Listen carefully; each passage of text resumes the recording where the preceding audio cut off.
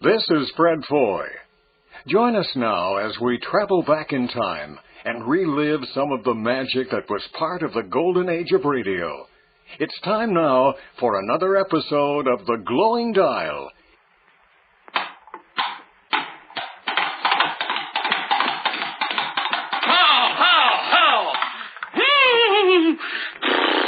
Quiet, numbskulls, I'm broadcasting. Use Gritto, radio friends, the soap that gives your hands that dishpan look. How will the old man know you've been working if your hands don't have that dishpan look? Put a box of Gritto in a glass of water, then listen to it fizz. Dopes. Remember, Gritto spelled sideways is Otragagur. And now Gritto's own story of Sandra Sandpile, and here's Mud in Your Eye. Music. I heard you on the wireless back in 52, lying awake intently tuning in on you. If I was young, it didn't stop you coming through. They took the credit for your second symphony, rewritten by machine on new technology, and now I understand the problems you could see. I met your children. What did you tell them? Video killed the radio star. Video killed the radio star. Pictures came. And now the hosts of The Glowing Dial, Big John and Steve. Thank you very much, Fred Foy, and hello, everybody. Welcome to another edition of The Glowing Dial here on glowingdial.com and now on the Old Time Radio Network. Thanks to our good friend Jerry Hannages. We are available there in streaming audio as well as on our site in downloadable versions. So two great ways for you to enjoy The Glowing Dial. And, of course, we have to give Steve his due here, of course. This is starting to become a tradition here on The Glowing Dial now, as it was on our old Access radio show that we used to do. Your audience is there.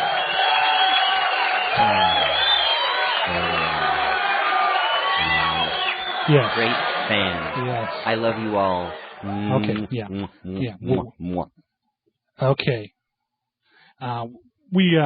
We're going to put a hold on the audience there for now because we have a lot of stuff to get to here in this edition of Glowing Dial. It's a special show, I know. Mm-hmm. This is a very special show. We are presenting to you our 65th anniversary tribute of the original War of the Worlds broadcast. Thank you for that fanfare there. Actually, I don't have one of those stored away there. I'll have to get one of those so you won't have to strain your vocal cords, But this is the 65th anniversary, folks. Well, actually, October 30th will be the 65th anniversary of the night that Orson Welles scared the bejesus out of the country with the Mercury Theater's version of H.G. Wells' novel. And, of course, they did a very realistic version of it, and, with simulating live newscasts and incredibly time compressed if you'll actually sit and listen to it. But still, it had the country terrified.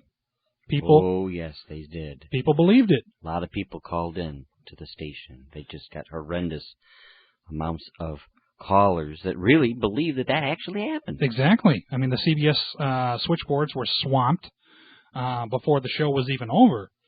I mean, as soon as, Carl Phillips and everybody at Grover's Mill started getting fried by the heat wave, or the heat ray, the switchboards were swamped and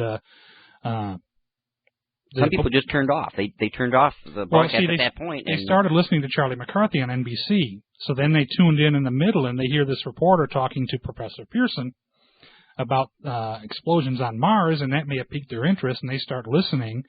And literally, they believed it, not despite the fact that NBC or none of the other stations had anything about it. Yes. It's incredible that CBS News would have gotten it would be exclusive. the only exclusive to have. Exactly. That. Right. Mm-hmm. But, a lot of you out there are OTR fans, and a lot of you out there know the history of the Mercury Theater War of the Worlds, that version. We're going to bring you that in its entirety, and some extra fun stuff. We got a little clip of the press conference with Orson Welles the morning after the broadcast. Right, all of it will be related to War of the Worlds theme type of thing. Right. Yep. Mm-hmm. That's what the whole show is about today. And there's also a little segment on Orson, like 40 years later, kind of looking back and a little bit of anecdote he has to tell about. Is this where Merck calls Orson? No, well, see, we give Ringo the day off.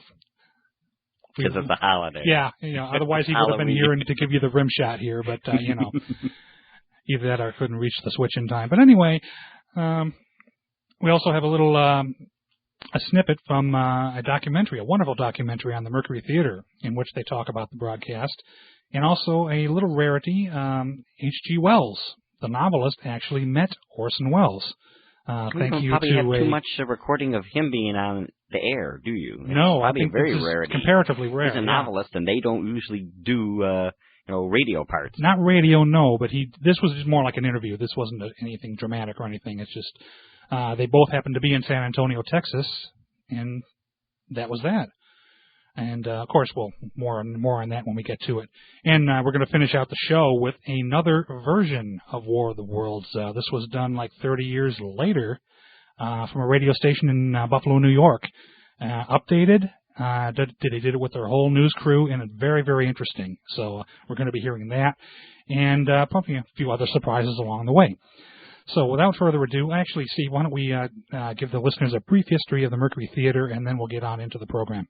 Well, perhaps one of the most famous broadcasts of the Mercury Theater is indeed War of the Worlds that we had. But the whole history of the Mercury Theater, it was on originally from July to December of 1938. On the CBS network, of course. CBS network, and Orson Welles was involved as one of the major players of the Mercury Theater. Major creative force in that, yes. Yes, and a lot of other talented actors and actresses appeared with him as a troupe on that program. And the show was changed, the name was changed to the Campbell Playhouse in 1938 when they found a sponsor. Right. Wells was with the show for a while after that time, but left. Campbell was on until 41. Then later, in June of 1946, Mercury Theater returned to the radio waves as the Mercury Summer Theater. Yes. And I think one of their finest broadcasts was the Hitchhiker. Oh yeah, that's the best version of the Hitchhiker I think that I've heard is when they did. There's many versions of that over the years. Suspense did it, but even Twilight Zone, even on TV, did it. But that was the best one. The 1946 version of that was on only 3 months. It was only during the summer. Right, so that's summer why they call it the Summer series. Theater. And that had a 30-minute format. And that sponsor was Pabst.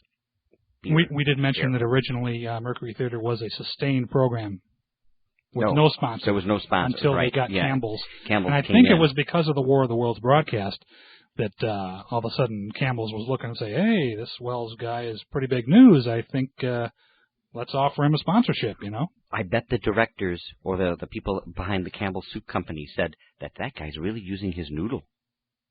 Okay. Oh gosh, I wish we had Ringo, but we gave him the day off here, folks. Stephen, was that a little bit too much meat in that one for you?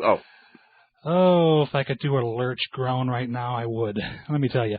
Steve, reach for our good friend the McGee machine and let us tune in this program. Okay, let me reach over here. I think right. I've got it. Ooh, it feels funny. Yes, I hear our familiar static. So, folks, I want you to sit back, close your eyes, and remember the Mercury Theater on the air in The War of the Worlds by H.G. Wells from October 30th, 1938.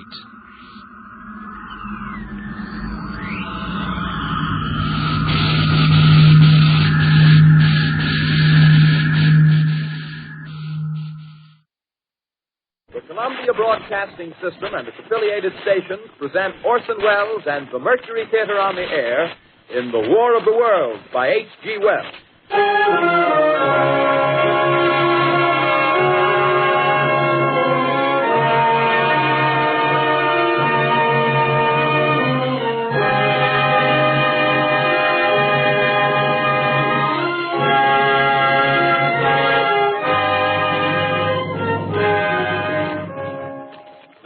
gentlemen, the director of the Mercury Theater and star of these broadcasts, Orson Welles.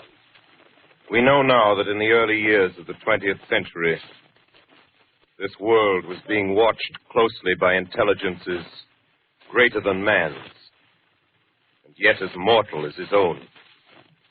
We know now that as human beings busied themselves about their various concerns, they were scrutinized and studied, perhaps almost as narrowly as a man with a microscope might scrutinize the transient creatures that swarm and multiply in a drop of water.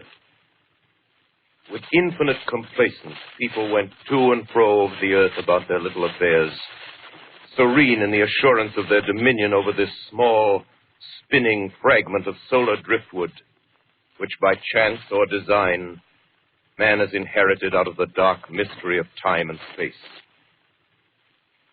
Yet across an immense ethereal gulf, minds that are to our minds as ours are to the beasts in the jungle, intellects, vast, cool, and unsympathetic, regarded this earth with envious eyes and slowly and surely drew their plans against us.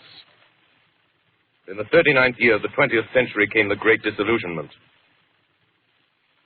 Near the end of October, business was better. The war scare was over. More men were back at work. Sales were picking up. On this particular evening, October 30th, the Crosley service estimated that 32 million people were listening in on radios. The next 24 hours, not much change in temperature.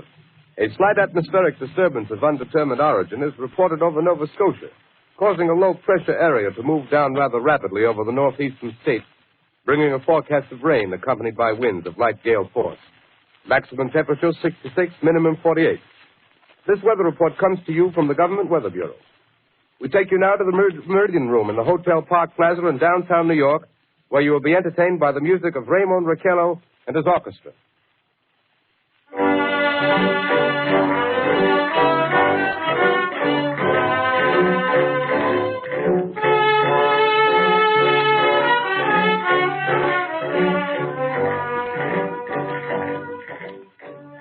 Good evening, ladies and gentlemen. From the Meridian Room in the Park Plaza Hotel in New York City, we bring you the music of Raymond Raquello and his orchestra. With a touch of the Spanish, Raymond Raquello leads off with La Capacita.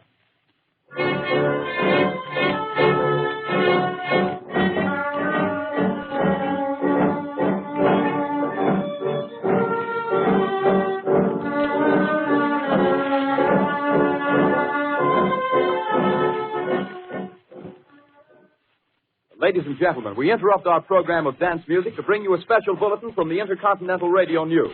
At 20 minutes before 8 Central Time, Professor Farrell of the Mount Jennings Observatory, Chicago, Illinois, reports observing several explosions of incandescent gas occurring at regular intervals on the planet Mars. The spectroscope indicates the gas to be hydrogen and moving toward the Earth with enormous velocity. Professor Pearson of the observatory at Princeton confirms Farrell's observation and describes the phenomenon as, quote, like a jet of blue flame shot from a gun, unquote. We now return you to the music of Raymond Raquello, playing for you in the Meridian Room of the Park Plaza Hotel, situated in downtown New York.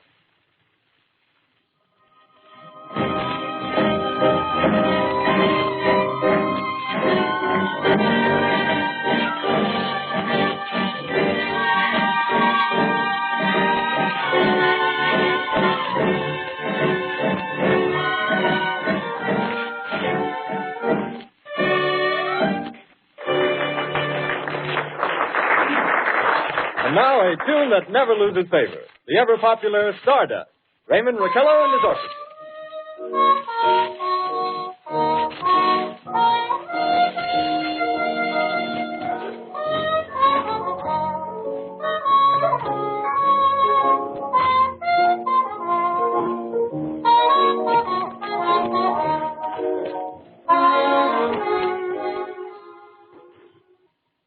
Ladies and gentlemen, following on the news given in our bulletin a moment ago, the Government Meteorological Bureau has requested the large observatories of the country to keep an astronomical watch on any further disturbances occurring on the planet Mars.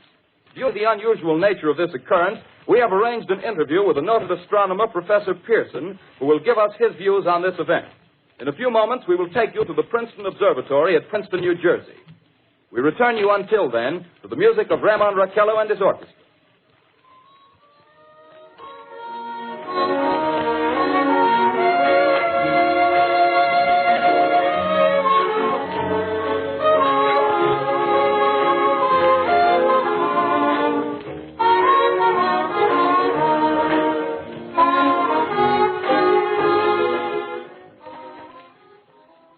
We are ready now to take you to the Princeton Observatory at Princeton, where Carl Phillips, our commentator, will interview Professor Richard Pearson, famous astronomer.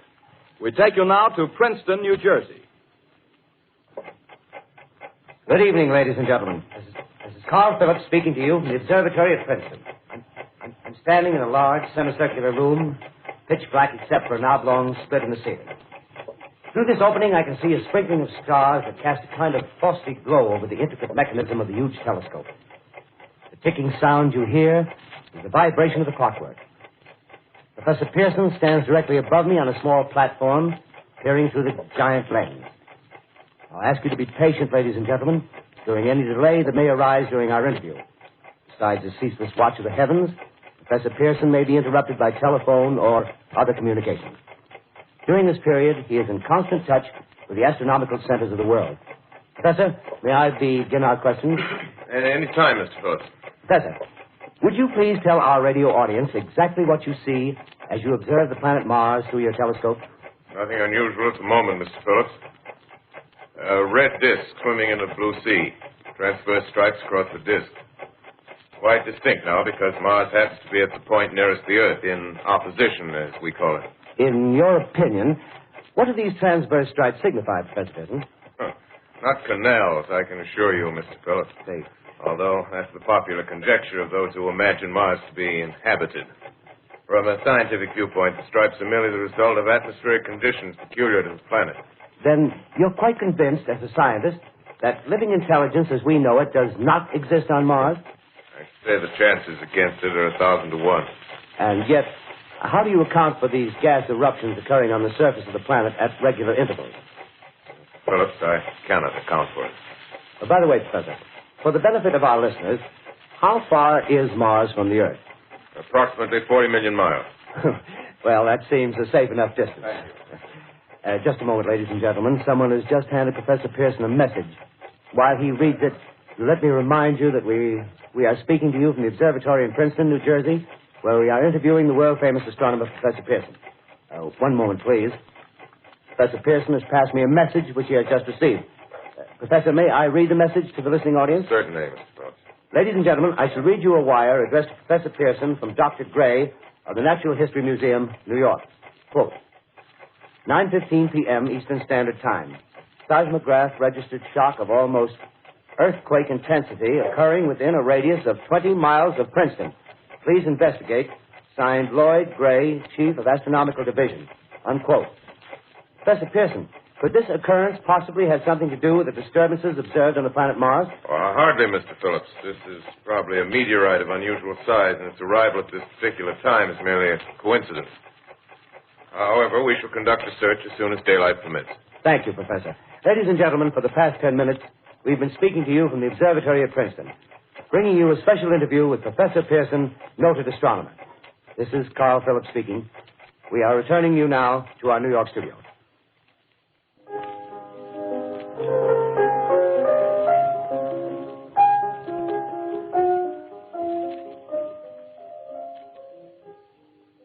Ladies and gentlemen, here is the latest bulletin from the Intercontinental Radio News. Toronto, Canada. Professor Morse of Macmillan University reports observing a total of 3 explosions on the planet Mars between the hours of 7:45 p.m. and 9:20 p.m. Eastern Standard Time.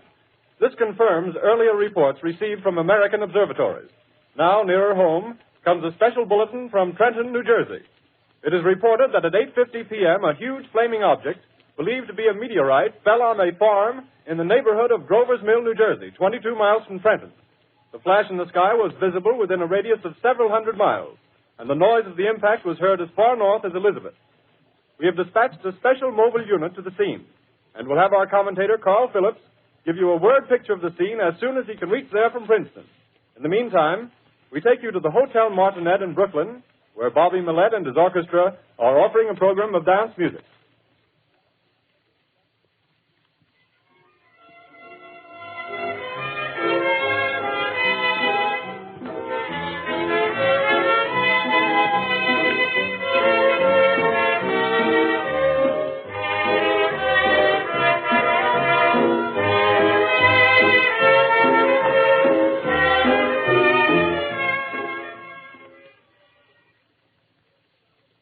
We take you now to Grover's Mill, New Jersey.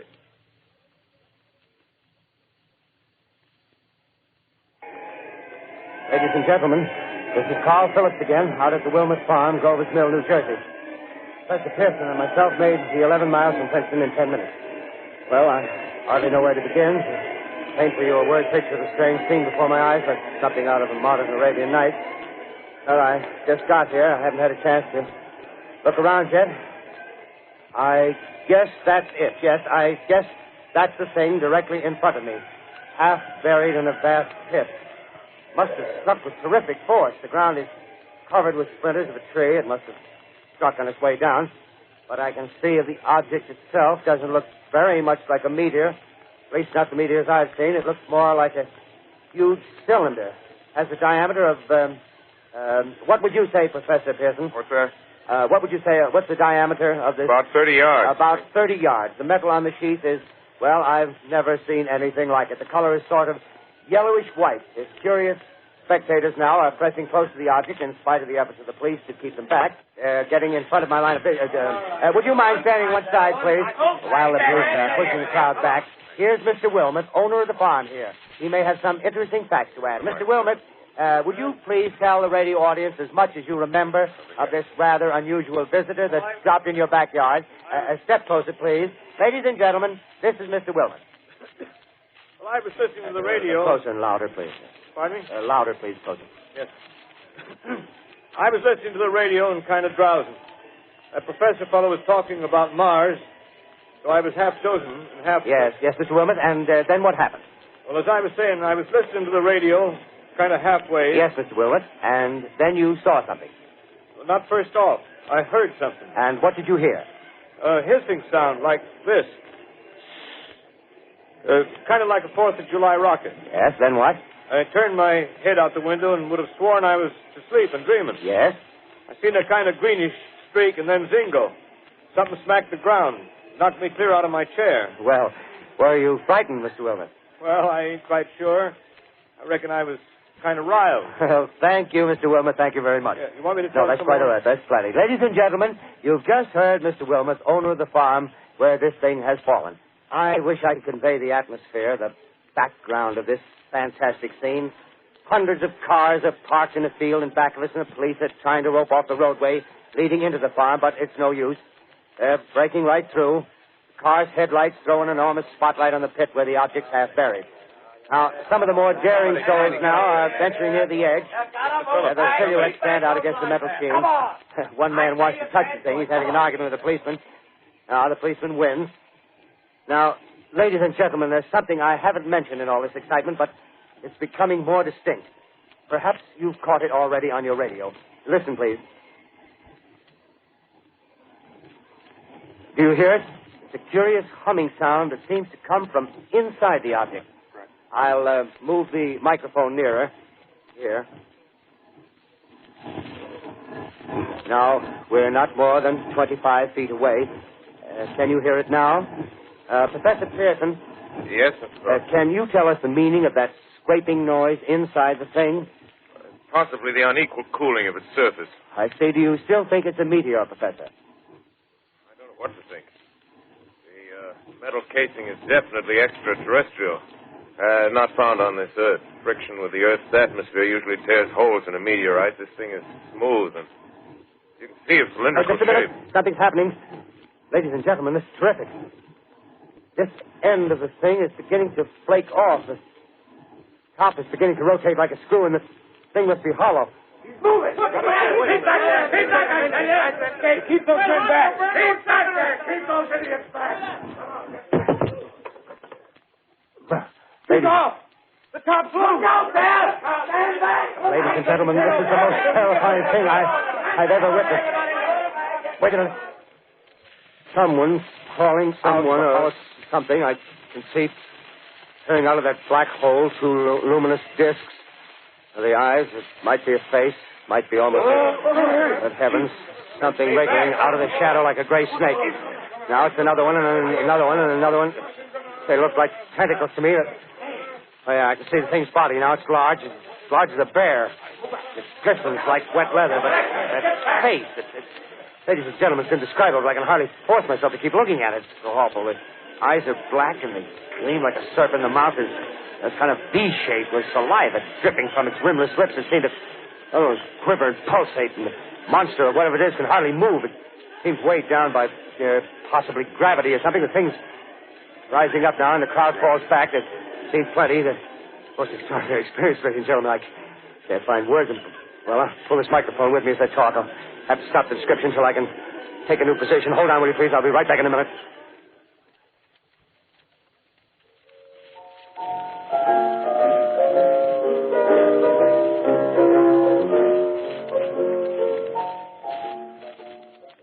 We are bringing you an eyewitness account of what's happening on the Wilmuth Farm, Grover's Mill, New Jersey.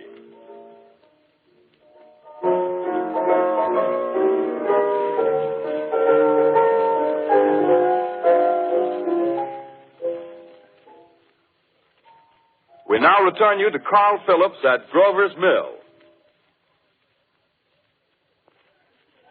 Ladies and gentlemen, am I on?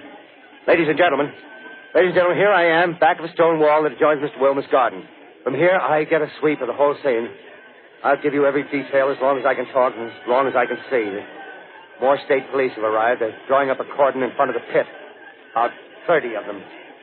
No need to push the crowd back now. They're willing to keep their distance. The captain conferring with someone. Can't quite see who. Oh, yes, I believe it's Professor Pearson. Yes, it is. Now they've parted, and the professor moves around one side, studying the object while the captain and two policemen advance with something in their hands. I can see it now. It's a white handkerchief tied to a pole. Flag of truce. If those creatures know what that means, what anything means. Wait a minute. Something's happening. A humped shape is rising out of the pit. I can make out a small beam of light against a mirror. What's that? There's a jet of flame springing from the mirror, and it leaps right at the advancing men. It strikes them head on. Lord, they're turning into flames. Now the whole field's caught up by the woods, the barns, the gas tanks of the automobiles spreading everywhere. Coming this way now, about 20 yards to my right.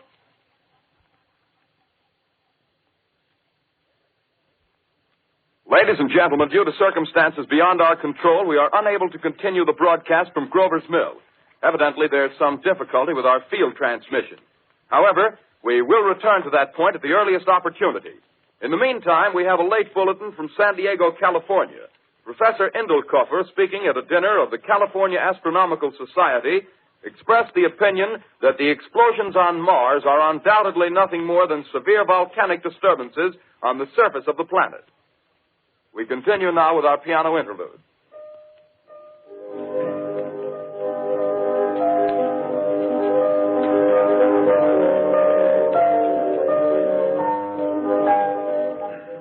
Ladies and gentlemen, I've just been handed a message that came in from Grover's Mill by telephone. Just one moment, please. At least 40 people, including 6 state troopers, lie dead in a field east of the village of Grover's Mill. Their bodies burned and distorted beyond all possible recognition. The next voice you hear will be that of Brigadier General Montgomery Smith, commander of the state militia at Trenton, New Jersey. I have been requested by the governor of New Jersey to place the counties of Mercer and Middlesex as far west as Princeton and east to Jamesburg under martial law. No one will be permitted to enter this area except by special pass issued by state or military authorities. 4 companies of state militia are proceeding from Trenton to Grover's Mill and will aid in the evacuation of homes within the range of military operations. Thank you. You have just been listening to General Montgomery Smith, commanding the state militia at Trenton. In the meantime, further details of the catastrophe at Grover's Mill are coming in. The strange creatures, after unleashing their deadly assault, crawled back in their pit and made no attempt to prevent the efforts of the firemen to recover the bodies and extinguish the fire.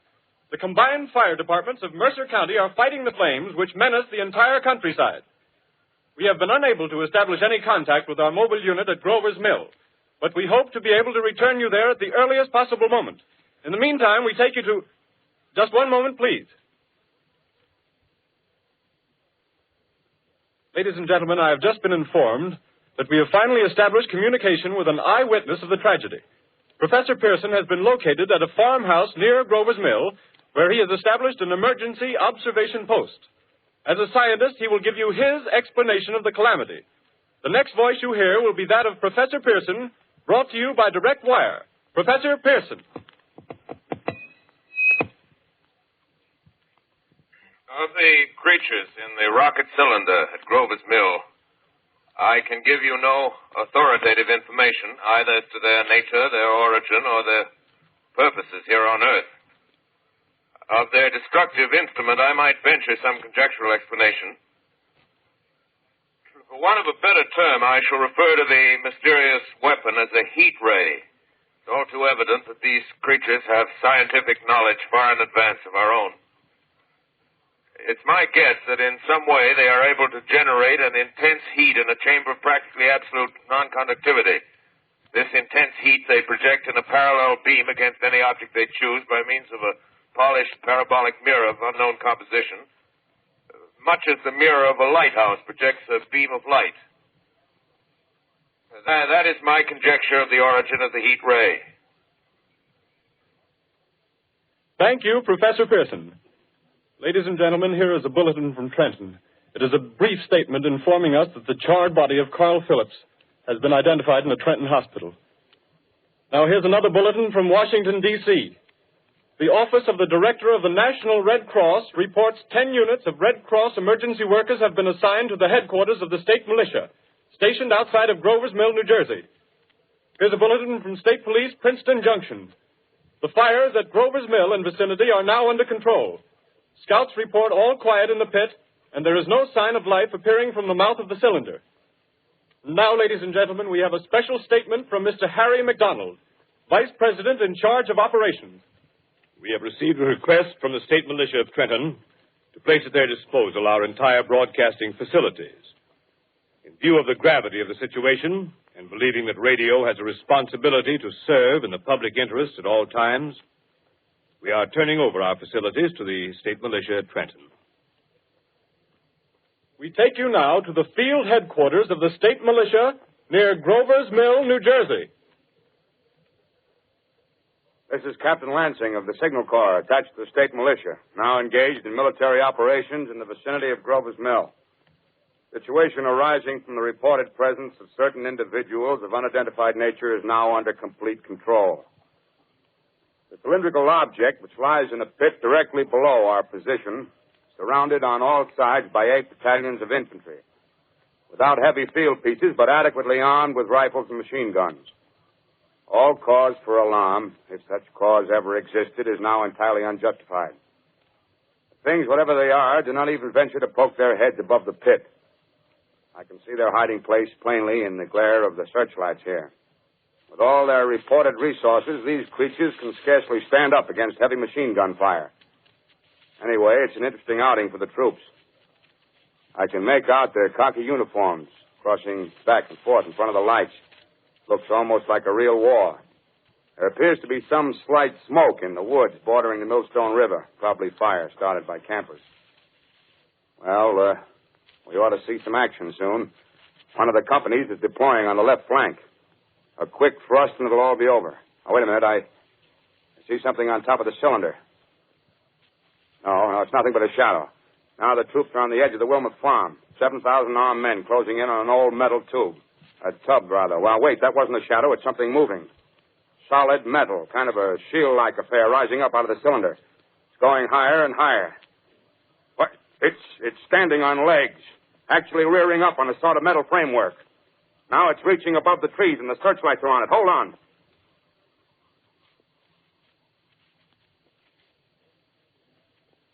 Ladies and gentlemen, I have a grave announcement to make. Incredible as it may seem, both the observations of science and the evidence of our eyes lead to the inescapable assumption that those strange beings who landed in the Jersey farmlands tonight are the vanguard of an invading army from the planet Mars. The battle which took place tonight at Grover Mills has ended in one of the most startling defeats ever suffered by an army in modern times. 7,000 men armed with rifles and machine guns pitted against a single fighting machine of the invaders from Mars. 120 known survivors. The rest strewn over the battle area from Grover's Mill to Plainsboro, crushed and trampled to death under the metal feet of the monster, or burned to cinders by its heat ray. The monster is now in control of the middle section of New Jersey and has effectively cut the state through its center. Communication lines are down from Pennsylvania to the Atlantic Ocean. Railroad tracks are torn and service from New York to Philadelphia discontinued, except routing some of the trains through Allerton and Phoenixville. Highways to the north, south, and west are clogged with frantic human traffic. Police and army reserves are unable to control the mad flight. By morning, the fugitives will have swelled Philadelphia, Camden, and Trenton, it is estimated, to twice their normal population. Martial law prevails throughout New Jersey and eastern Pennsylvania. At this time, we take you to Washington for a special broadcast on the national emergency. The Secretary of the Interior. Citizens of the nation, I shall not try to conceal the gravity of the situation that confronts the country, nor the concern of your government in protecting the lives and property of its people. However, I wish to impress upon you, private citizens and public officials, all of you, the urgent need of calm and resourceful action. Fortunately, this formidable enemy is still confined to a comparatively small area, and we may place our faith in the military forces to keep them there. In the meantime, placing our faith in God, we must continue the performance of our duties, each and every one of us, so that we may confront this destructive adversary with a nation united, courageous, and consecrated to the preservation of human supremacy on this earth. I thank you. You have just heard the Secretary of the Interior speaking from Washington. Bulletins too numerous to read are piling up in the studio here. We're informed that the central portion of New Jersey is blacked out from radio communication due to the effect of the heat ray upon power lines and electrical equipment. Here's a special bulletin in New York. Cables have been received from English, French, and German scientific bodies offering assistance. Astronomers report continued gas outbursts at regular intervals on the planet Mars. The majority voiced the opinion that the enemy will be reinforced by additional rocket machines. There have been several attempts made to locate Professor Pearson of Princeton, who has observed Martians at close range. It is feared he was lost in the recent battle. Langham Field, Virginia. Scouting planes report 3 Martian machines visible above treetops, moving north toward Somerville with population fleeing ahead of them. The heat ray is not in use, although advancing at express train speed, invaders pick their way carefully. They seem to be making a conscious effort to avoid destruction of cities and countryside. However, they stop to uproot power lines, bridges, and railroad tracks. Their apparent objective is to crush resistance, paralyze communication, and disorganize human society. Here is a bulletin from Basking Ridge, New Jersey. Coon hunters have stumbled on a second cylinder similar to the first, embedded in the great swamp 20 miles south of Morristown. Army field pieces are proceeding from Newark to blow up the second invading unit before the cylinder can be opened and the fighting machine rigged. They are taking up a position in the foothills of Watchung Mountains. Another bulletin from Langham Field, Virginia. Scouting planes report enemy machines, now 3 in number, increasing speed northward, kicking over houses and trees in their evident haste to form a conjunction with their allies south of Morristown. Machines also sighted by telephone operator east of Middlesex within 10 miles of Plainfield. Here's a bulletin from Winston Field, Long Island. A fleet of Army bombers carrying heavy explosive flying north in pursuit of enemy. Scouting planes act as guides. They keep the speeding enemy in sight. Just a moment, please, ladies and gentlemen. We've run special wires to the artillery line in adjacent villages to give you direct reports in the zone of the advancing enemy. First, we take you to the battery of the 22nd Field Artillery, located in the Watchung Mountains. Range 32 meters. 32 meters. Projection 39 degrees. 39 degrees. Fire. 140 yards to the right, sir. Shift range 31 meters. 31 meters. Projection 37 degrees. 37 degrees. Fire.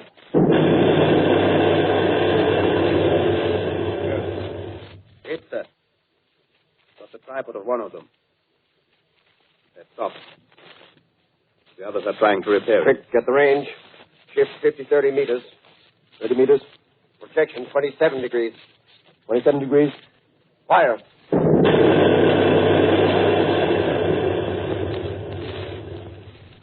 Can't see the shell land, sir. Letting off a smoke. What is it? Black smoke, sir. Moving this way. Lying close to the ground. Moving fast. Put on gas masks. Get ready to fire. Shift to 24 meters. 24 meters. Projection 24 degrees. 24 degrees. Fire.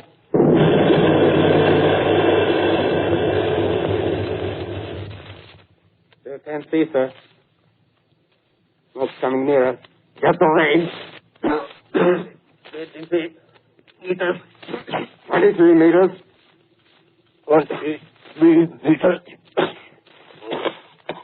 Projection 22. 22. Please.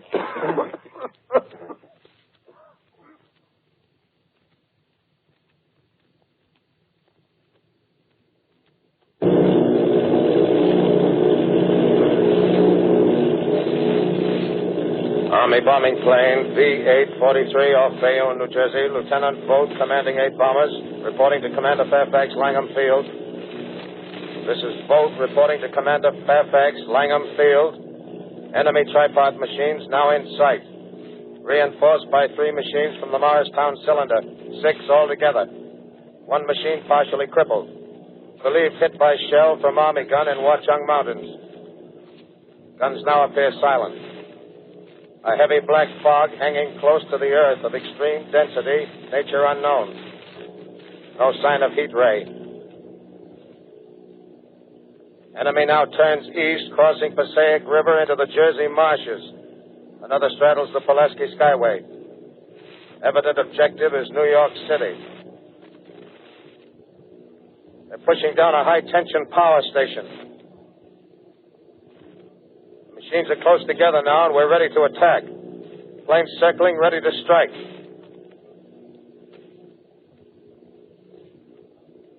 A 1,000 yards, and we'll be over the first.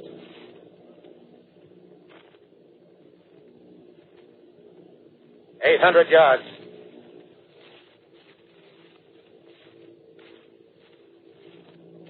$600.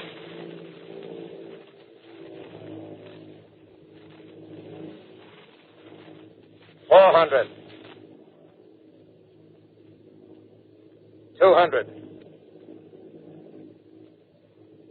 There they go. The giant arm raised. Green flash. They're spraying us with flame. 2,000 feet. Engines are giving out. No chance to release bombs. Only one thing left. Drop on them, plane and all. We're diving on the first one. Now the engine's gone. 8.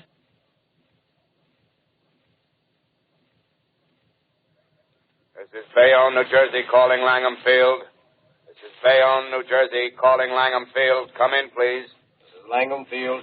Go ahead. 8 Army bombers in engagement with enemy tripod machines over Jersey Flats. Engines incapacitated by heat ray. All crashed. 1 enemy machine destroyed. Enemy now discharging heavy black smoke in direction of... This is Newark, New Jersey. This is Newark, New Jersey. Warning. Poisonous black smoke pouring in from Jersey marshes. Reaches South Street. Gas masks useless. Urge population to move into open spaces. Automobiles use routes 7, 23, 24. Avoid congested areas. Smoke now spreading over Raymond Boulevard.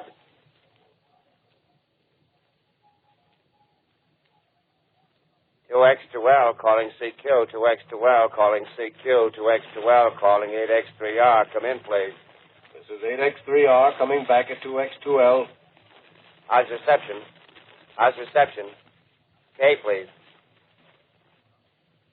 Where are you, 8X3R? What's the matter? Where are you?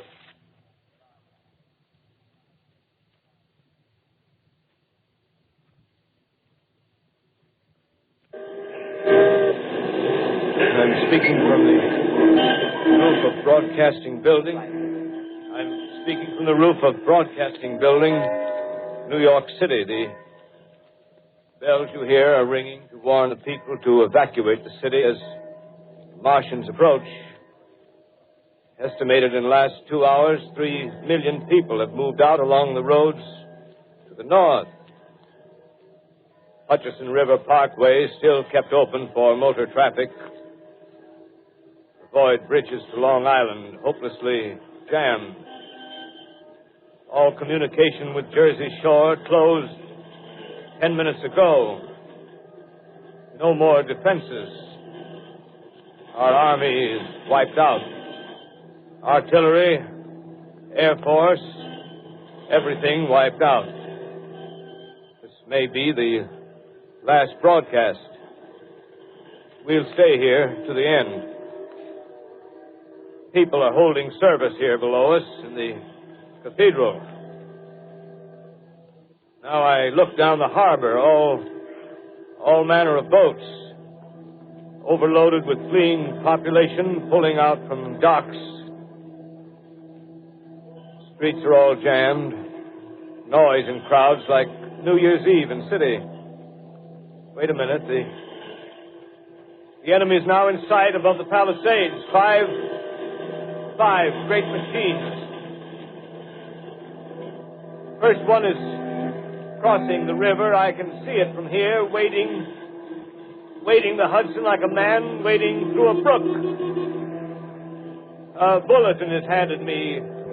Martian cylinders are falling all over the country.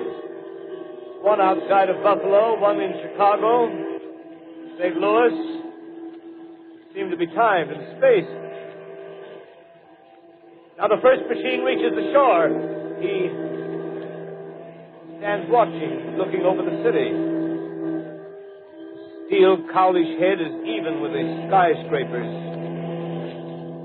He waits for the others. They rise like a line of new towers on the city's west side. Now they're lifting their metal hands. This is the end now. Smoke comes out, black smoke drifting over the city. People in the streets see it now. They're running toward the East River, thousands of them, dropping in like rats. Now the smoke's spreading faster. It's reached Times Square. People are trying to run away from it, but it's no use. They're falling like flies. Now the smoke's crossing 6th Avenue. 5th Avenue. 100 yards away. It's 50 feet.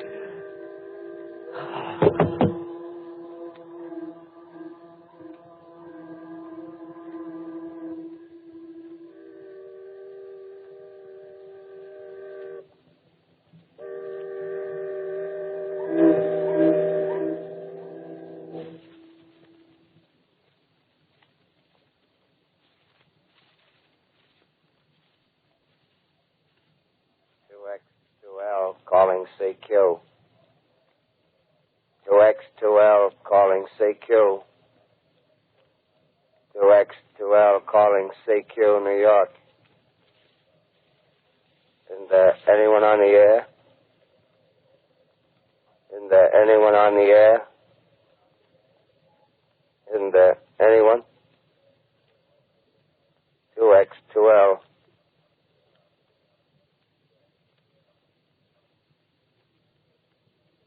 You are listening to a CBS presentation of Orson Welles and the Mercury Theater on the Air in an original dramatization of The War of the Worlds by H.G. Wells. The performance will continue after a brief intermission. This is the Columbia Broadcasting System. The War of the Worlds by H.G. Wells, starring Orson Welles and the Mercury Theater on the Air.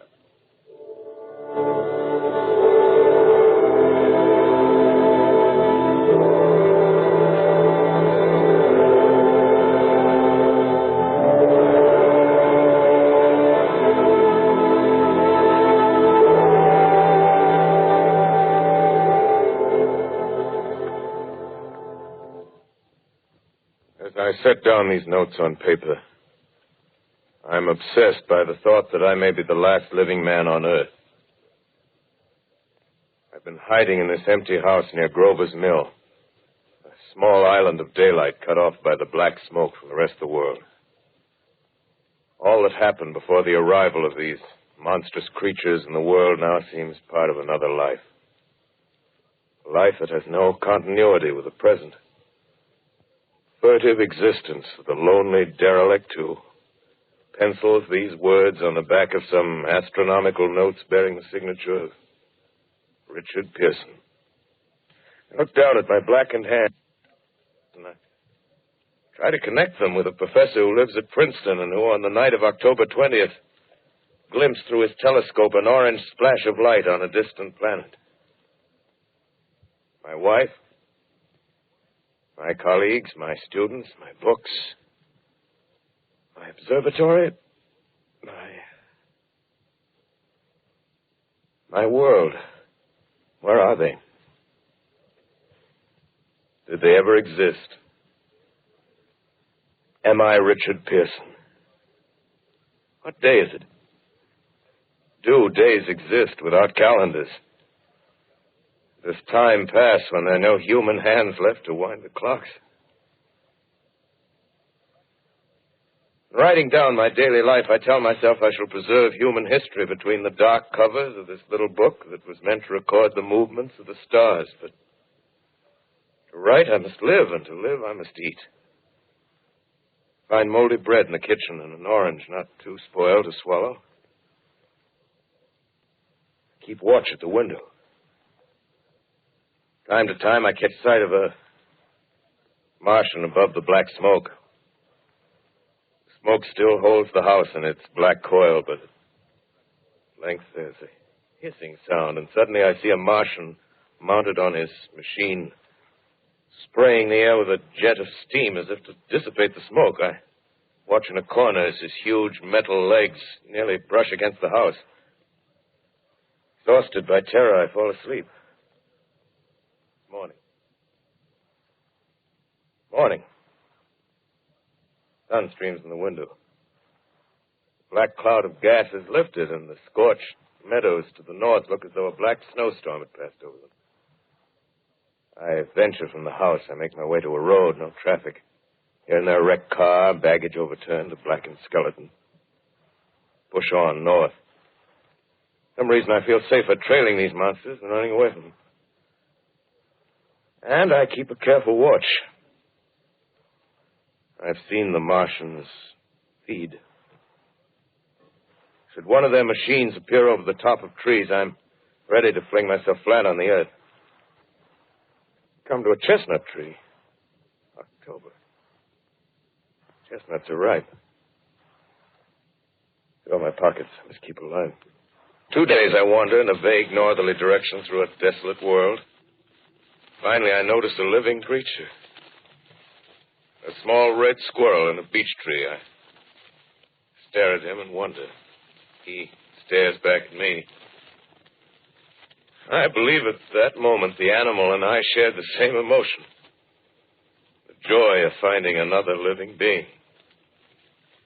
Push on north. I find dead cows in a brackish field, and beyond the charred ruins of a dairy and a silo remain standing guard over the wasteland like a lighthouse. Deserted by the sea. Astride the silo perches a weathercock. The arrow points north. North. Next day, I come to a city. city, vaguely familiar in its contours, yet its buildings strangely dwarfed and leveled off as if a giant had sliced off its highest towers with a capricious sweep of his hand. Reached the outskirts, I found Newark. Newark, undemolished but humbled by some whim of the advancing Martians. Presently, with an odd feeling of being watched, I caught sight of something crouching in a doorway. I made a step towards it. It rose up and became a man. A man armed with a large knife. Stop! Where do you come from? I come from many places. A long time ago, from Princeton. Princeton, huh? That's near Grover's Mill. Yes. Grover's Mill. There's no food here. This is my country. All this end of town down the river. There's only food for one. Which way are you going? I don't know. I guess I'm looking for people. Hey, what was that? Did you hear something just then? No. Only a bird. A live bird. Yeah. You get to know that birds have shadows these days. Say, we're in the open here. Let's crawl in this doorway here and talk. Have you seen any Martians? No. They're going over to New York. Night, the sky's alive with their lights, just as if people were still living in it. By daylight, you can't see them. 5 days ago, a couple of them carried something big across the flats from the airport. I think they're learning how to fly. Fly? Yeah, fly. Then it's all over with humanity. Stranger, there's still you and I. 2 of us left. Yeah. They got themselves in solid. They wrecked the greatest country in the world. Those green stars, they're probably falling somewhere every night. They've only lost one machine. There isn't anything to do. We're done. We're licked. Where were you? You're in a uniform. Yeah, what's left of it. I was in the militia. National Guard. That's good. There wasn't any war. Any more than there's war between men and ants. Yes, but we're eatable ants. I found that out. What'll they do to us? I thought it all out. Right now, we're caught as we're wanted. A Martian only has to go a few miles to get a crowd on the run. But they won't keep on doing that. They'll begin catching us systematic, like keeping the best and storing us in cages and things. They haven't begun on us yet. Not begun? Not begun. All that's happened so far is because we don't have sense enough to keep quiet. Bothering them with guns and such stuff and losing our heads and rushing off in crowds. No, instead of our rushing around blind, we got to fix ourselves up. Fix ourselves up according to the way things are now. Cities, nations, civilization, progress. Yes, but if that's so, what is there to live for? Well, there won't be any more concerts for 1,000,000 years or so, and no nice little dinners at restaurants. If it's amusement you're after, I guess the game's up. What is there left? Life, that's what. I want to live. Yeah, and so do you. We're not going to be exterminated. And I don't mean to be caught either. Tamed and fattened and bred like an ox. What are you going to do? I'm going on. Right under their feet. I got a plan. We men as men, we're finished. We don't know enough. We got to learn plenty before we got a chance. We've got to live and keep free while we learn, see? I've thought it all out, see? Well, tell me the rest. Well, it isn't all of us that are made for wild beasts. That's what it got to. That's what it got to be. That's why I watched you. Watched you. All those little office workers that used to live in these houses. They be no good. They haven't any stuff in them. They used to run off to work. I've seen hundreds of them running to catch their commuter's train in the morning, afraid they could can if they didn't. Running back at night, afraid they wouldn't be in time for dinner. Lives insured and a little invested in case of accidents. Yeah, and on Sundays, worried about the hereafter. Well, the Martians, they'll be a godsend for those guys. Nice, roomy cages, good food, careful breeding, no worries. Yeah, after a week or so of chasing around the fields on empty stomachs, they'll come and be glad to be caught. You've thought it all out, haven't you? Sure, you bet I have. That isn't all. These Martians are going to make pets of some of them. Train them to do tricks. Who knows, get sentimental over the pet boy who grew up and had to be killed. Yeah, and some maybe they'll train to hunt us. Oh, no, it's impossible. Human Yes, they will. There's men who do it gladly. If one of them ever comes after me, by... In the meantime, you and I and others like us, where are we to live when the Martians own the Earth? I got it all figured out. We'll live underground. I've been thinking about the sewers. Under New York, there are miles and miles of them. The main ones, they're big enough for anybody. Then there's cellars, vaults, underground storerooms, railway tunnels, subways. You begin to see, huh? We'll get a bunch of strong men together. No weaklings. That rubbish, out. As you meant me to go. All right. Give you a chance, didn't I? Won't quarrel about that. Go on. Well, we got to make safe places for us to stay in, see? Get all the books we can. Science books. That's where men like you come in, see? We raid the museums. We'll even spy on the Martians. May not be so much we have to learn before... Listen. Just imagine this. 4 or 5 of their own fighting machines suddenly start off. Heat rays right and left. Not a Martian in them. Not a Martian in them, see? But men. Men who've learned the way how. May even be in our time. Gee. Imagine having one of them lovely things with a heat ray wide and free. We'd turn it on Martians. We'd turn it on men. We'd bring everybody down on their knees. That's your plan. Yeah. You, me, a few more of us. We'd own the world. I see. Hey. Hey, what's the matter? Where are you going? Not to your world. Bye, stranger. Well, after parting with the artilleryman, I came at last to the Holland Tunnel, entered that silent tube.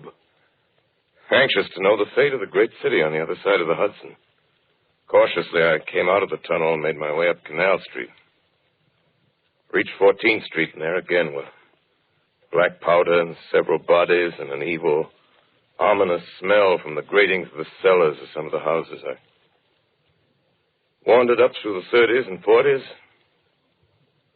stood alone on Times Square.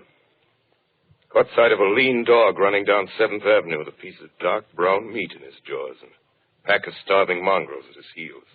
Made a wide circle around me as though he feared I might prove a fresh competitor. Walked up Broadway in the direction of that strange powder, past silent shop windows, displaying their mute wares to empty sidewalks. Past the Capitol Theater, silent, dark. Past a shooting gallery where a row of empty guns faced an arrested line of wooden ducks. Near Columbus Circle, I noticed models of 1939 motor cars in the showrooms facing empty streets. Over the top of the General Motors building, I watched a flock of black birds circling in the sky. Hurried on. Suddenly, I caught sight of the hood of a Martian machine, standing somewhere in Central Park, gleaming in the late afternoon sun. An insane idea. I rushed recklessly across Columbus Circle and into the park. I climbed a small hill above the pond at 60th Street, and from there I could see, standing in a silent row along the mall, 19 of those great metal titans, their cowls empty, their steel arms hanging listlessly by their sides. I looked in vain for the monsters that inhabit those machines. Suddenly, my eyes were attracted to the immense flock of black birds that hovered directly below me. They circled to the ground. And there before my eyes, stark and silent, lay the Martians with the hungry birds pecking and tearing brown shreds of flesh from their dead bodies. Later, when their bodies were examined in laboratories, it was found that they were killed by the putrefactive and disease bacteria against which their systems were unprepared. Slain, after all, man's defenses had failed by the humblest thing that God, His wisdom, has put upon this earth. Before the cylinder fell, there was a general persuasion that through all the deep of space, no life existed beyond the petty surface of our minute sphere. Now we see further. Dim and wonderful is the vision I've conjured up in my mind of life spreading slowly from this little seedbed of the solar system throughout the inanimate vastnesses of sidereal space. But a remote dream, maybe that the destruction of the Martians is only a reprieve to them and not to us. Is the future ordained, perhaps? Strange it now seems to sit in my peaceful study at Princeton, writing down this last chapter of the record, begun at a deserted farm in Grover's Mill. Strange to watch children playing in the streets. Strange to see young people strolling on the green where the new spring grass heals the last black scars of a bruised earth. Strange to watch the sightseers enter the museum where the disassembled parts of a Martian machine are kept on public view. Strange when I recall the time when I first saw it. Bright and clean-cut, hard and silent under the dawn of that last great day.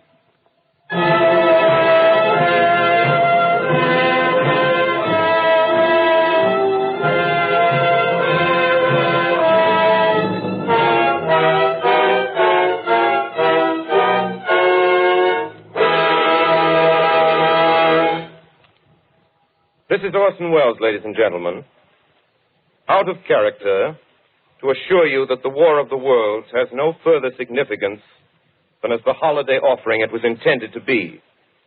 The Mercury Theater's own radio version of dressing up in a sheet and jumping out of a bush and saying boo.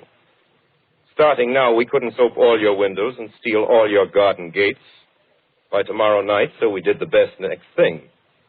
We annihilated the world before your very ears and utterly destroyed the CBS. You will be relieved, I hope, to learn that we didn't mean it and that both institutions are still open for business.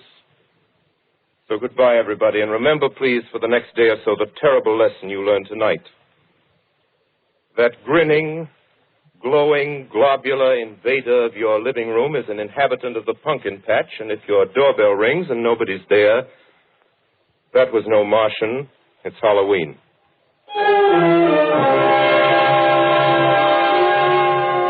Tonight, the Columbia Broadcasting System and its affiliated stations coast to coast has brought you The War of the Worlds by H.G. Wells, the 17th in its weekly series of dramatic broadcasts featuring Orson Welles and the Mercury Theater on the air. Next week, we present a dramatization of 3 famous short stories. This is the Columbia Broadcasting System.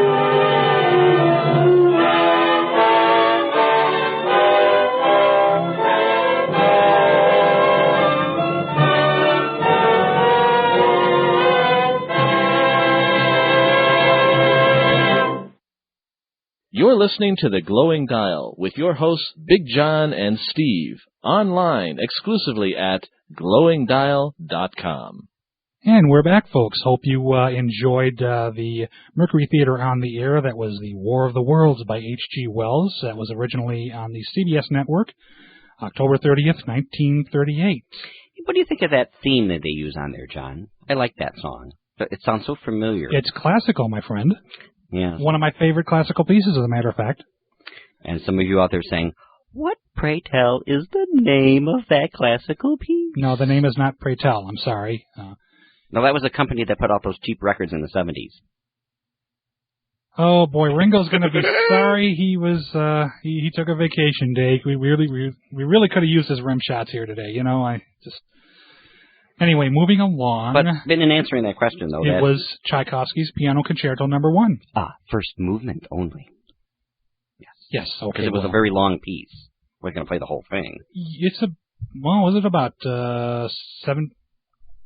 It's about 17 minutes or so. I have a recording of it. Oh, yeah. The whole piece is rather long, yeah. Actually, if you want to get a recording of it, there's a wonderful version by Sviatoslav Richter. Recorded, I think, in 1962, and I forget I think Deutsche Grammophon, I think might be the label. I'm not sure. But that, in my opinion, is one of the best versions. And you want to know why I zeroed in on that version? Why? I heard it on Monty Python. Oh, okay. Well. You remember the one in a TV show where they introduced the pianist going to play the piece, and here to play it is Sviatoslav Richter. And while playing it, he will escape from 3 padlocks and a bag.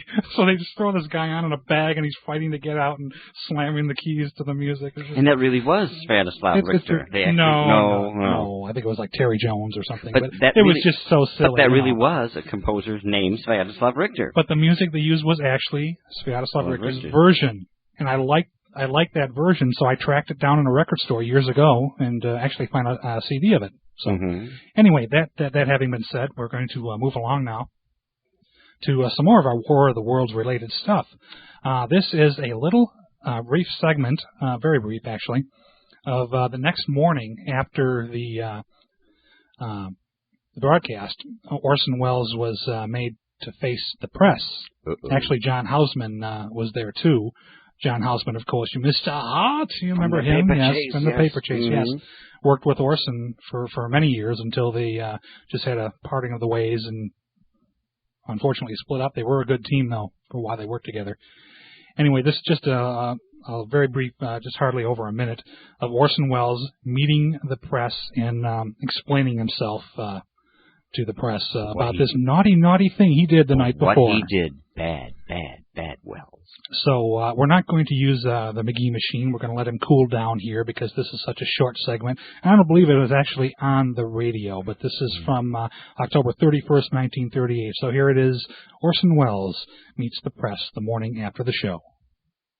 Now, you must realize that when I left the broadcast last night, I went into dress rehearsal for a play that's opening in 2 days, and I've had almost no sleep, and I know less about this than you do. I haven't read the papers, etc. I am terribly shocked by the effect it's had. I do not believe that the method is original with me or peculiar to the Mercury Theater's presentation. Do you think there ought to be a law against such enactments as we had last night as a result of that? I don't know what the legislation would be. I know that almost everybody in radio would do almost anything to avert the kind of thing that has happened, myself included, but I don't know what the legislation would be. Radio is new and we are learning about the effect it has on people. A story, the fine H.G. Wells classic fantasy, the original for so many succeeding comic strips and adventure stories and novels, about a mythical invasion by monsters from the planet Mars should have had so profound an effect upon radio listeners. And we're back. That was Orson Welles explaining himself to the press the morning after the panic broadcast that shook the nation. This next piece is also Orson Welles, but it's some 40 years after the broadcast. And he's still explaining himself. This was... Well, he had a lot of anecdotes that he liked to relate, and they changed... You've got to explain yourself. Depending... Yeah. Thank you, Mickey. Anyway, this is... Orson had many anecdotes about War of the Worlds, and depending on who he was talking to, he changed these stories around a little bit, maybe ingratiated some of them a little bit, and if I'm even using the correct word there. This was from an NBC interview with him, and I don't even have a date on this. I'm not even sure if it's NBC TV or radio, but we're probably from the late 70s or early 80s, because, of course, we know Orson passed away in 1985. So this is just him relating one of those anecdotes. Yes, he didn't die. He just passed away. All right. Well, that's nice and Halloween-y kind of voice there, Steve. Maybe we can add some echo to that and really scare the listeners. That's good. Yeah. We scare the pants off you. Ugh. So without further ado, here's that little segment of Orson Welles remembers the broadcast some 40 years later. There are pictures of me made that about 3 hours afterwards, looking as much as I could like an early Christian saint. I didn't know what I was doing, but I'm afraid that not as hypocritical as anybody could possibly get. We expected a lunatic fringe, but we didn't know it would go all the way across the country, you know. I had friends who, you know, ran out. One of my favorites was Jack Barrymore, you know, who had a kennel of Great Dane dogs. And when he heard it, he went out and undid all the kennels and said, "Fend for yourselves," you know. If you read the newspapers the next day, you would have thought that I was Judas Iscariot and that my life was over. But then in the newspapers, we began to discover individual voices, like Dorothy Thompson, who wrote articles saying, "This is wonderful, and it's very funny." And it turned out that the mood of the country was that mood, that people in general, a great majority of people, thought it was terribly funny. Although that night there were a lot of people on the phone and the radio station who were saying to me, "You know, our wives are over at the church on their knees, and you think you're funny," and so on like that. And we are back. Hope you enjoyed that very brief clip. As a matter of fact, I think our introduction was shorter than the clip. I timed But there's not much we could say about it. That was Orson Welles remembering a little anecdote from the War of the Worlds broadcast, and that was like 40 years after, the late 70s, early 80s, and that was from an NBC interview that he did. That's about the time that Orson was doing that commercial for the wine. Yes, they will sell no good wine before it's time. Was That's that right. Something like that? Yes. Of course, Benny Hill did his little takeoff. He was hosting a mystery show, I think, in England, too. Oh, at that same time? Okay. But Benny Hill did his takeoff and called him Orson Buggy. Of course, you know, Orson did put on quite a bit of weight. He was pretty much my size by the end of his life there, which might be one of the reasons he passed away early. I don't know, but that could have something to do with it. That's true. Anyway, we have some information to pass along to you first before we get into this next piece we have for you. John, what is it? Pray tell. That's not the information at all. And that's also not the name of the Mercury Theater theme. What we want to talk to you about, folks, here is, our 3 favorite websites in the whole entire world. Oh, goody. Yes, yes. They are, and the first one is, of course, glowingdial.com. Well, that's my favorite. Well, of course it is. It's that's the website that has everything to do with the show you're listening to right now, folks. A lot of wonderful stuff we've got there on the site, and we're always looking to add more good stuff. A lot of interesting stuff is on the listen page, the listening lounge. We've got classic episodes of The Glowing Dial. We've got the serial theater up there. We've got some of our old interviews up there. There's just so much to behold, so... something for everybody. That's right. Just so search around glowingdial.com and see all the wonders there are to enjoy. And check back often because it changes. Yes, indeed. The next site is the site that kind of started the whole thing off for us, and that's yesterdayyusa.com. That's run by our good friend Bill Bragg down in Richardson, Texas, and we always hope that Bill and his wife Kimmy and their ever-growing menagerie of pets down there, they got Puppy and now there's a kitty, and they still got Big Bird, I believe. So we hope they're all doing fine down there in Richardson, Texas. Yesterdayyusa.com is just a treasure trove of stuff, all kinds of wonderful links there. There's a members-only section. You can actually listen to the station on the website. And please, if you go there and like what you hear, please consider supporting them. Even if it's only like $5 a month, whatever you do contribute will help them keep on keeping on. And they're kind of like PBS, and it's all volunteer run. Nobody gets a salary. Neither Steve and I did, and even Bill Bragg doesn't get a salary for all the hard work that he puts into keeping that station on the air. And believe me, that is a job and a half. Year after year, I don't know how he does it. It's amazing. He's an incredible fellow. We just do one program. He does the whole station. Figure that out. Yeah. Every 2 weeks he's got to do 16 program tapes, and it just there's so much about YUSA we don't have time to mention it all. But go to the website and you will get a very good picture of what it's all about. And listen to the station. And if you make a contribution, tell them Big John and Steve from the Glow and Dial sent you over there. And moving along, our third site and we're kind of rushing through here now because got so much stuff yet to bring you here on this tribute to the War of the Worlds. OTRsite.com. That's OTRSITE.com. That's Jerry Hanage's main site. He's got, like I said, just like YUSA, a big treasure trove of stuff there. He has shows you can purchase, very good quality sounding programs. And he also has, if you scroll down that page, you'll find the Old Time Radio Network, which is where our show, The Glowing Dial, can now be heard in streaming audio. And we thank Jerry very much for that. And there's just so much to look at. Jerry's got logs for many, many radio shows. And is that to protect the fish? You said it was streaming audio. So I'm picturing this stream with I was logs wondering in it. where the question came from because I was saying log, but okay, now you've tied it in with the log. So I guess yeah. I have no idea what you're talking about, Steve. I don't have the time either, John. Well, that makes, I think the audience is with me here, and then nobody knows what you're talking about, so let's just move along, let's shall make we? one of our next contests, Is Steve Really Loony contest. What is Steve talking about contest? Yeah, if you can... It's fine with me. I don't know what you win, but... Maybe they win the whole Glowing Dial archives. I mean, because... See, it's that much of a reach that anybody would actually be able to figure out what you were talking about there. Let's move along, shall we? This is not the Dickersons. This is the Glowing Dial. Oh.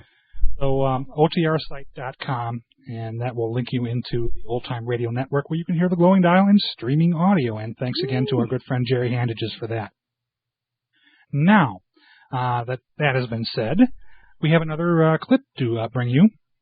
And this is a portion of a wonderful, wonderful audio documentary that was done on the Mercury Theater. It's called The Theater of the Imagination, the Story of the Mercury Theater, narrated by our good friend and Glowing Dial interviewee, Leonard Maltin.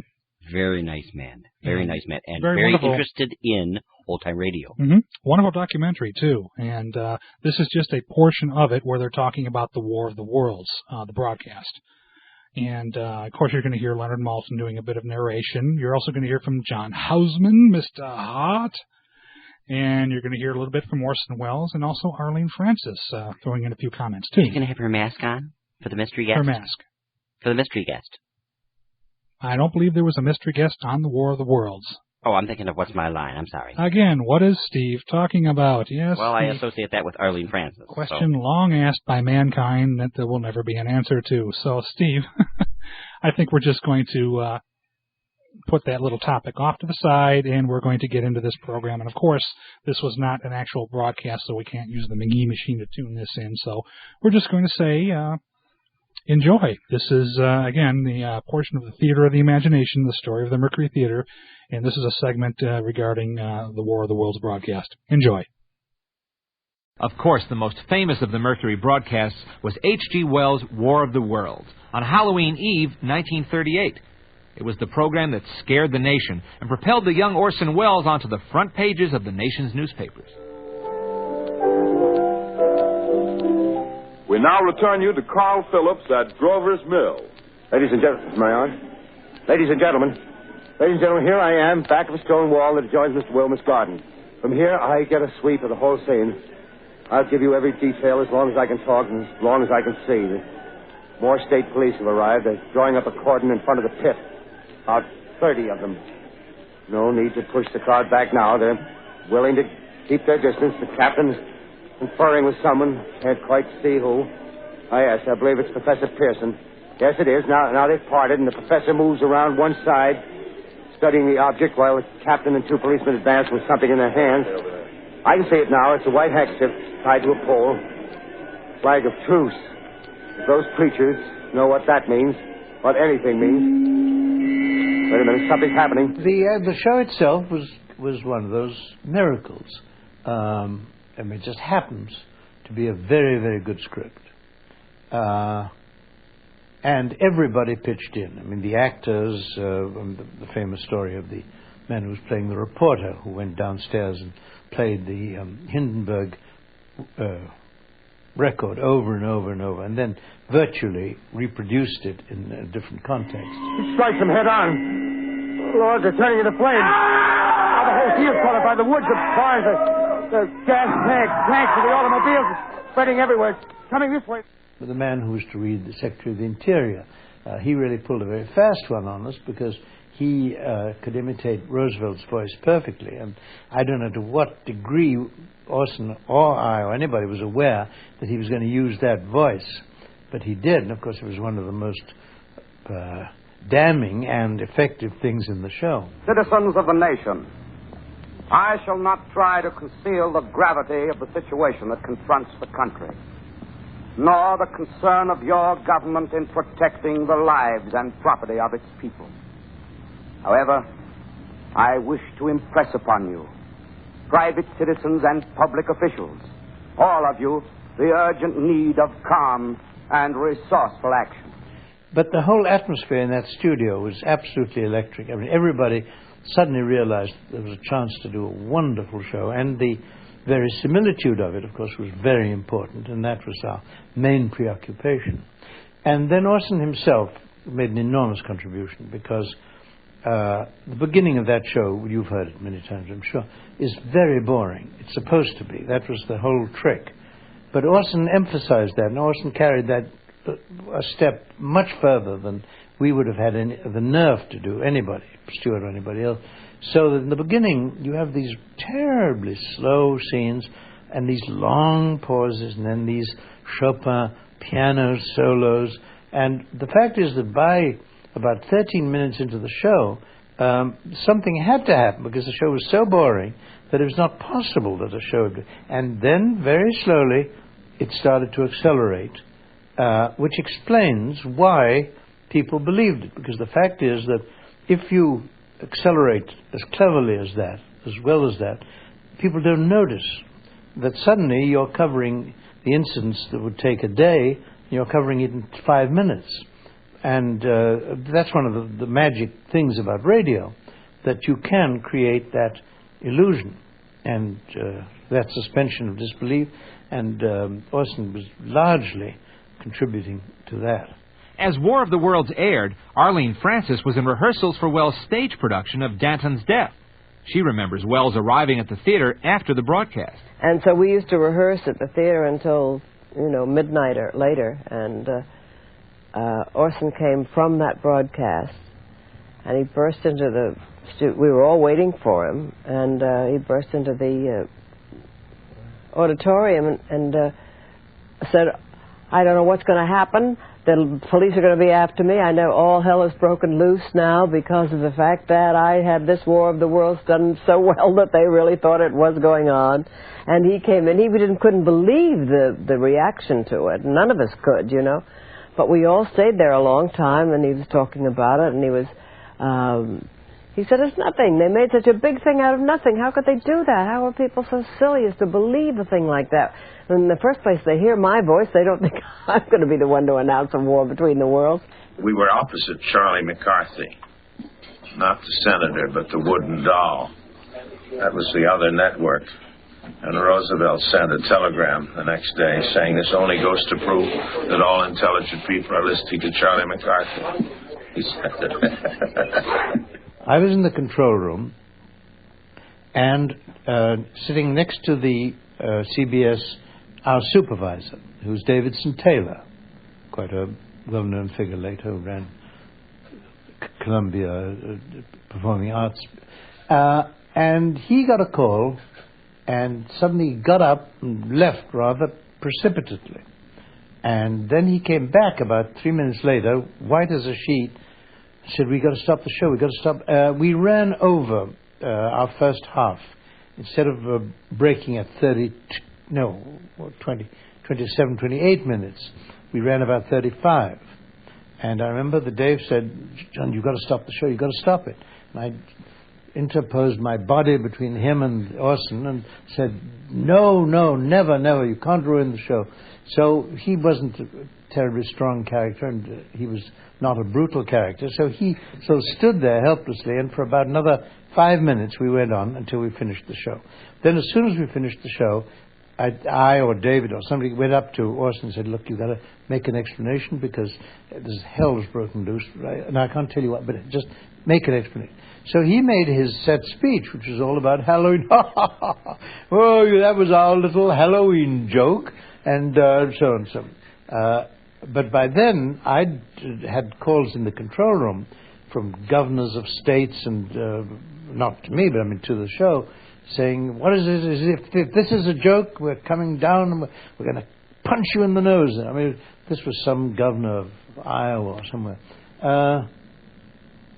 And then the second half of the show went on. Well, by then, the second half of the show is totally uncontroversial. It's pure H.G. Wells, and it's the two last survivors on the Earth after by accident they've survived. But by then, of course, everybody was rushing around. Nobody was listening.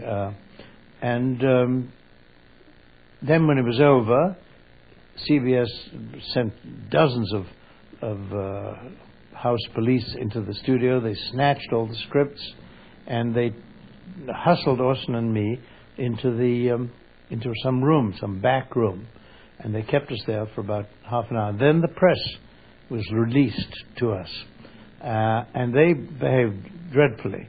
But the press was very sore at radio. Radio had displaced them as the prime news medium, and they were very sore.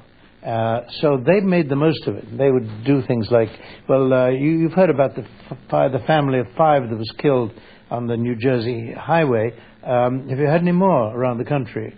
And they would all pull things like that. So that we believed for the next 2 or 3 hours that we were mass murderers. As the days wore on, the perception of the War of the Worlds broadcast was transformed from a disaster to an artistic triumph.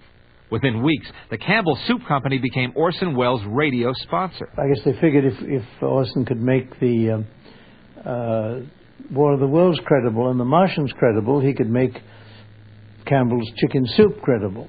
So we became the Campbell Playhouse. And we are back, folks.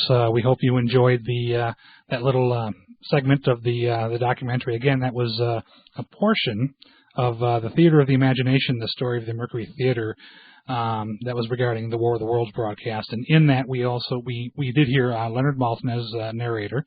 We heard commentary from John Houseman, Orson Welles, and Arlene Francis. And no, she wasn't playing What's My Lime in... what?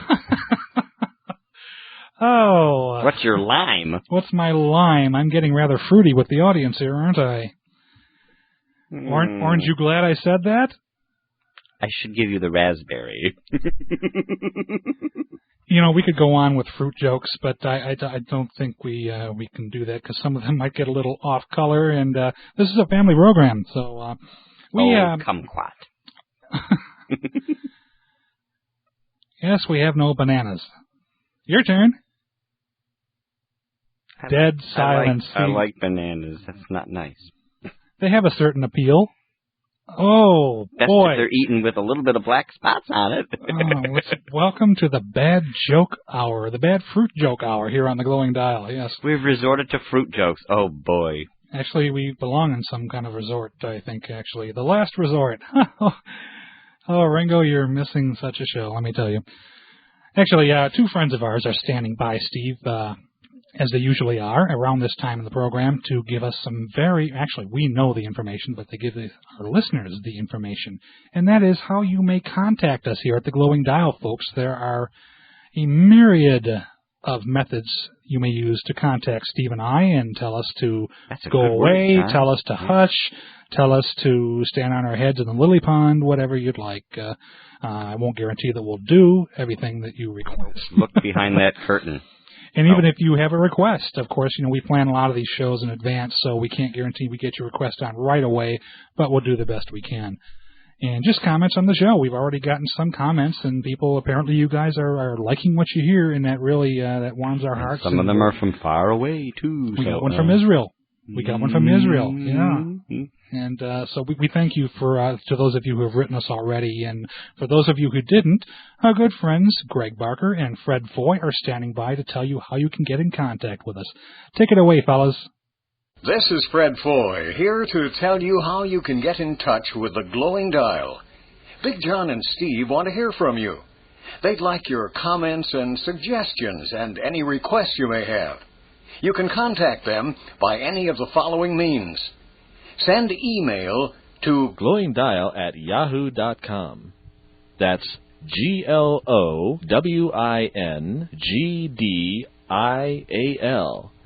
@yahoo.com. Or by phone by calling 586-791-0677. That's 586-791-0677. Or call 248-733-9248. That's 248-733-9248. or send snail mail to the Glowing Dial, 1401 Key West Drive, Troy, Michigan, 48083-1055. Write or call now. Big John and Steve are waiting to hear from you. All right, thank you very much, fellas.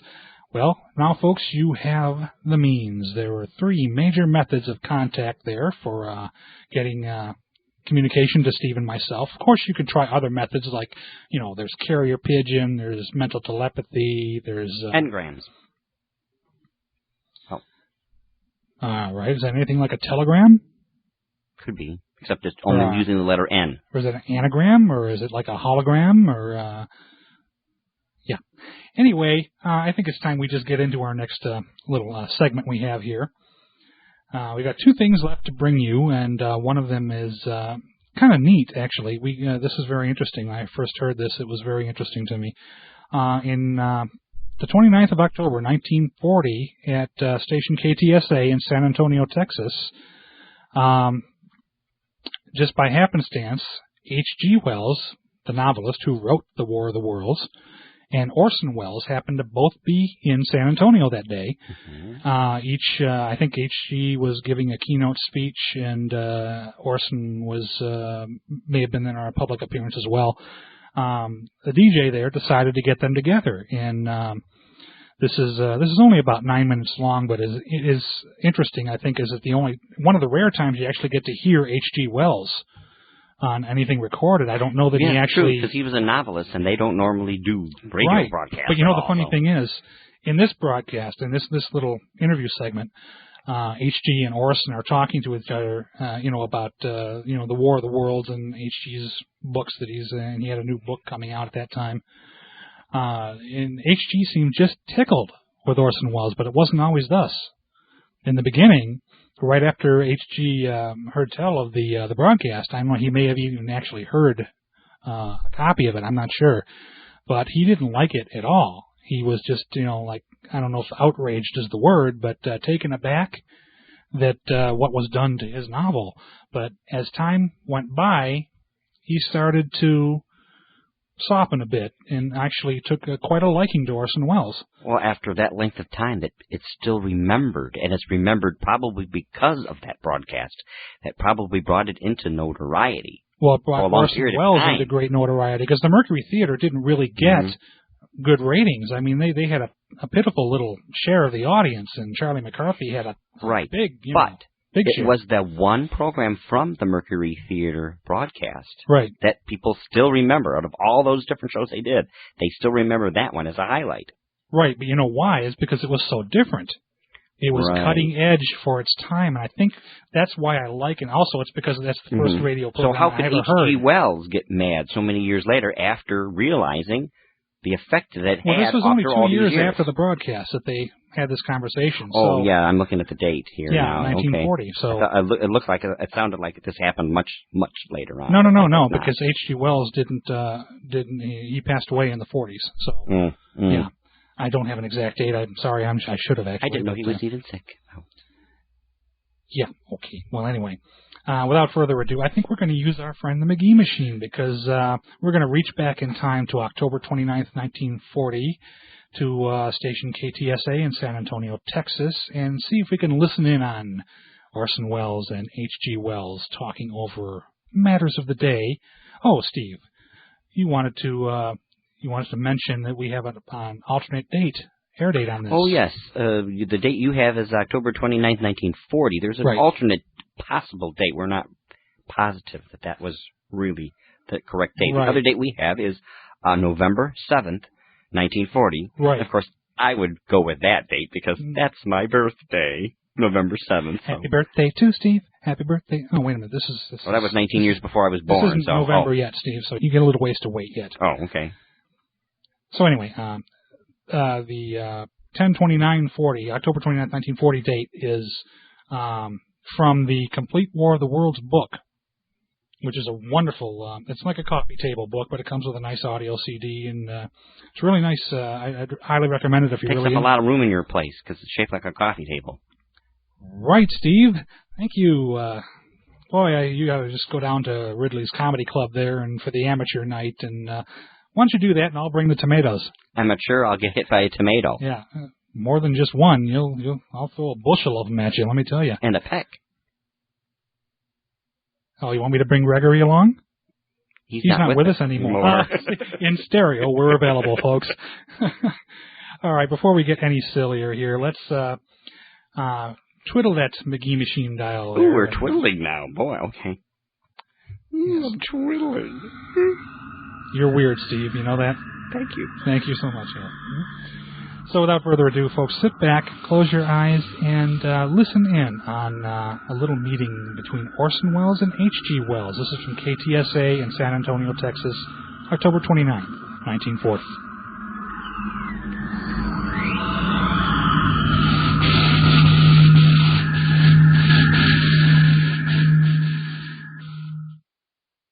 Good evening, ladies and gentlemen. This is Charles C. Shaw speaking. KTSA is honored this evening by the presence in our studios of two great men, the Honorable H.G. Wells, world-famous British historian, author, and student of world affairs, and Mr. Orson Welles, the genius of stage, screen, and radio.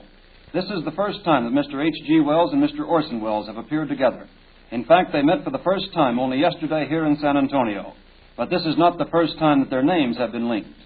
2 years ago, Mr. Orson Welles adapted Mr. H.G. Wells' book, War of the Worlds, for radio purposes, and you know the rest.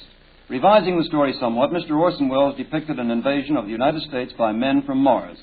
Although he explained it numerous times during the program that it was fictitious, the country at large was frightened almost out of its wits. Men called radio stations offering to enlist against the Martians. Others were panic-stricken. The realism of the production, frightening though it was a tribute to Mr. Orson Welles' genius. And thus the name of Wells, H-G-W-E-L-L-S, and Orson, W-E-L-L-E-S, became linked. Mr. H.G. Wells, in the opinion of many, is the world's most famous man of letters.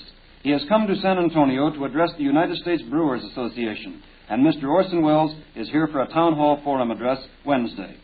In this meeting of great minds, I feel rather inconspicuous, and the less I have to say, the better you listeners will like it. But first, could I interest you gentlemen in a discussion of Mr. Orson Welles' broadcast of Mr. H.G. Wells' book, The War of the Worlds. You're turning the meeting over to us, sir? I am, for the moment. He's turning it over to us. Well, I've had a series of the most delightful experiences since I came to America. But the best thing that has happened so far is meeting my little namesake here, Orson. I find him the most delightful carrier. He carries my name and an extra E that I hope he'll drop sooner or later. See no sense in it. And I've known his work before he made this sensational Halloween spree. Are you sure there was such a panic in America, or wasn't it your Halloween fun? I think that's the nicest thing that a man from England could possibly say about the men from Mars. Because Mr. Hitler made a good deal of sport of it, you know, and actually spoke of it in the great Munich speech, you know. And there were floats in Nazi parades. He hadn't much else to say. That's right. There hadn't much else to say. And it's supposed to show the corrupt condition and decadent state of affairs in democracies that the War of the Worlds went over as well as it did. I think it's very nice of Mr. Wells to say that not only I didn't mean it, but the American people didn't mean it. That was our impression in England.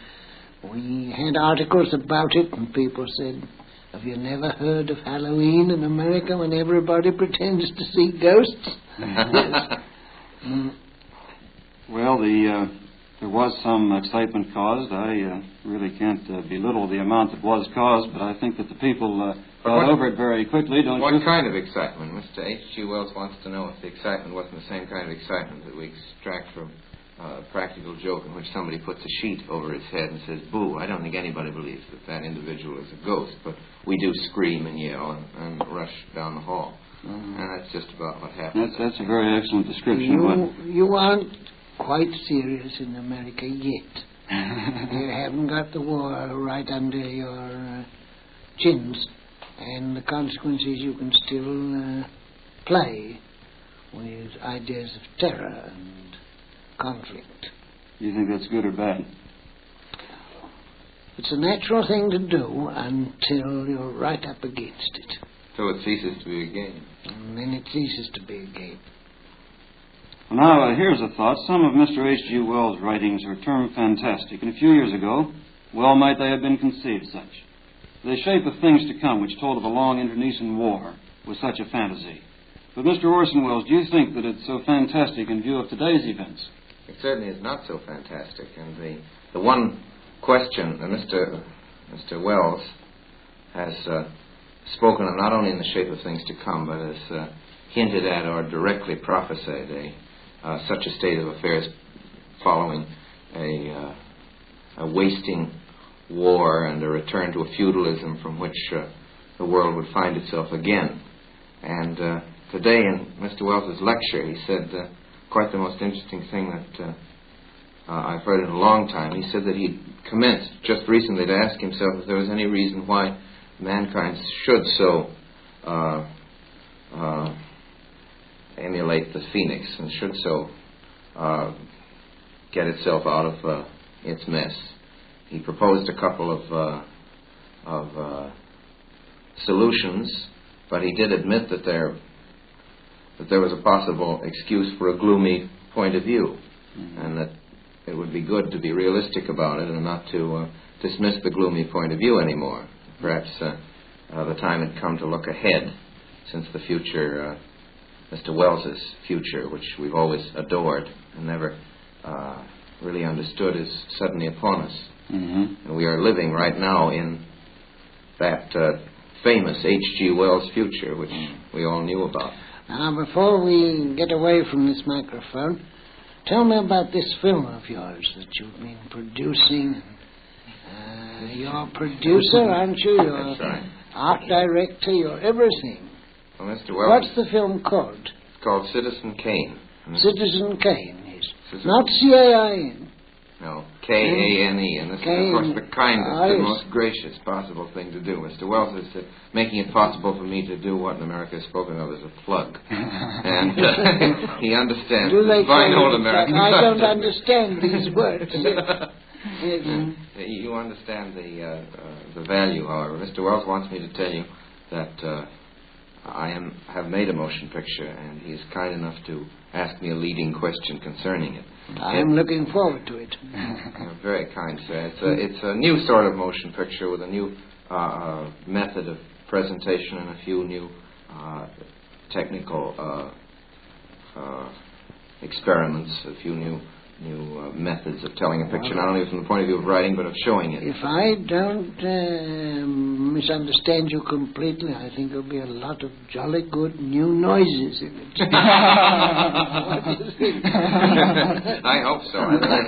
Jolly good new noises are what the motion pictures could well afford these days. I hope you're right, and I hope there are some jolly good new noises. I can think of nothing more desirable in motion picture.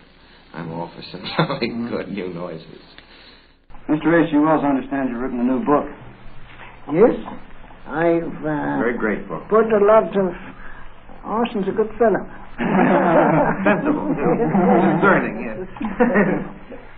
Yes, yes, I've tried to do the mental attitude of two very clever young people, two university students, towards the world, how the world looks to them and what problems they have to face. It's a book for the young, about the young. It's a very young book. It's very, thank you. And what is the name of your book? I think for a man that I've only met in 2 days, Oh, he's a very loyal cousin of mine. What is the name of the book, Mr. Wells? Babes in the Darkling? Babes in the Darkling Wood. Not Babes in the Wood, but Babes in the Darkling Wood. Because is it realistic or any fantasy in it? Oh, no, it's quite realistic. They just talk away at their troubles. Most of Mr. Wells' novels are realistic, but it's a misconception. It's assumed that a man who could say that the air arm of a country is the most important thing about a country in the future is such a madman. Must certainly write nothing but fantasy. Well, gentlemen, it's with great reluctance that I have to say our time's up. This has been one of the real pleasures of my life. Ladies and gentlemen, you have been listening to Mr. H.G. Wells, the famous British historian and author, and Mr. Orson Welles, the theatrical genius, who met for the first time in San Antonio yesterday and have honored us with their presence tonight. To you, Mr. H.G. Wells, and to you, Mr. Orson Welles, my heartfelt thanks for your kindness. KTSA, San Antonio. You're listening to The Glowing Dial with your hosts, Big John and Steve, online exclusively at glowingdial.com. And we're back, ladies and gentlemen. We hope you enjoyed that little visit with H.G. Wells and Orson Welles. Kind of a little rarity there. Like we said before, we didn't. I don't think there's a whole lot of opportunities an OTR collector has to actually hear H.G. Wells. And actually, it would have been kind of neat if that was a little longer and maybe have him go into, how he came up with the idea for the novel. And, of course, you did hear at the end of that he had a novel coming out pretty much at that time, which was kind of a publicity. I guess it was kind of a plug. Actually, or they make it, they make a little joke about that, actually, in the interview. So, but anyway, we hope you enjoyed that. Wells and Wells, yes. Oh, Wells. And their names are both spelled different, yes. Wells. Exactly. Mm-hmm. H.G. is W-E-L-L-S, and Orson is W-E-L-L-E-S. And, of course, the DJ at the station makes note of that as well in the beginning of the interview. And this DJ must have been dumbfounded because he kind of just did the intro and he kind of sat back and let them do most of the talking.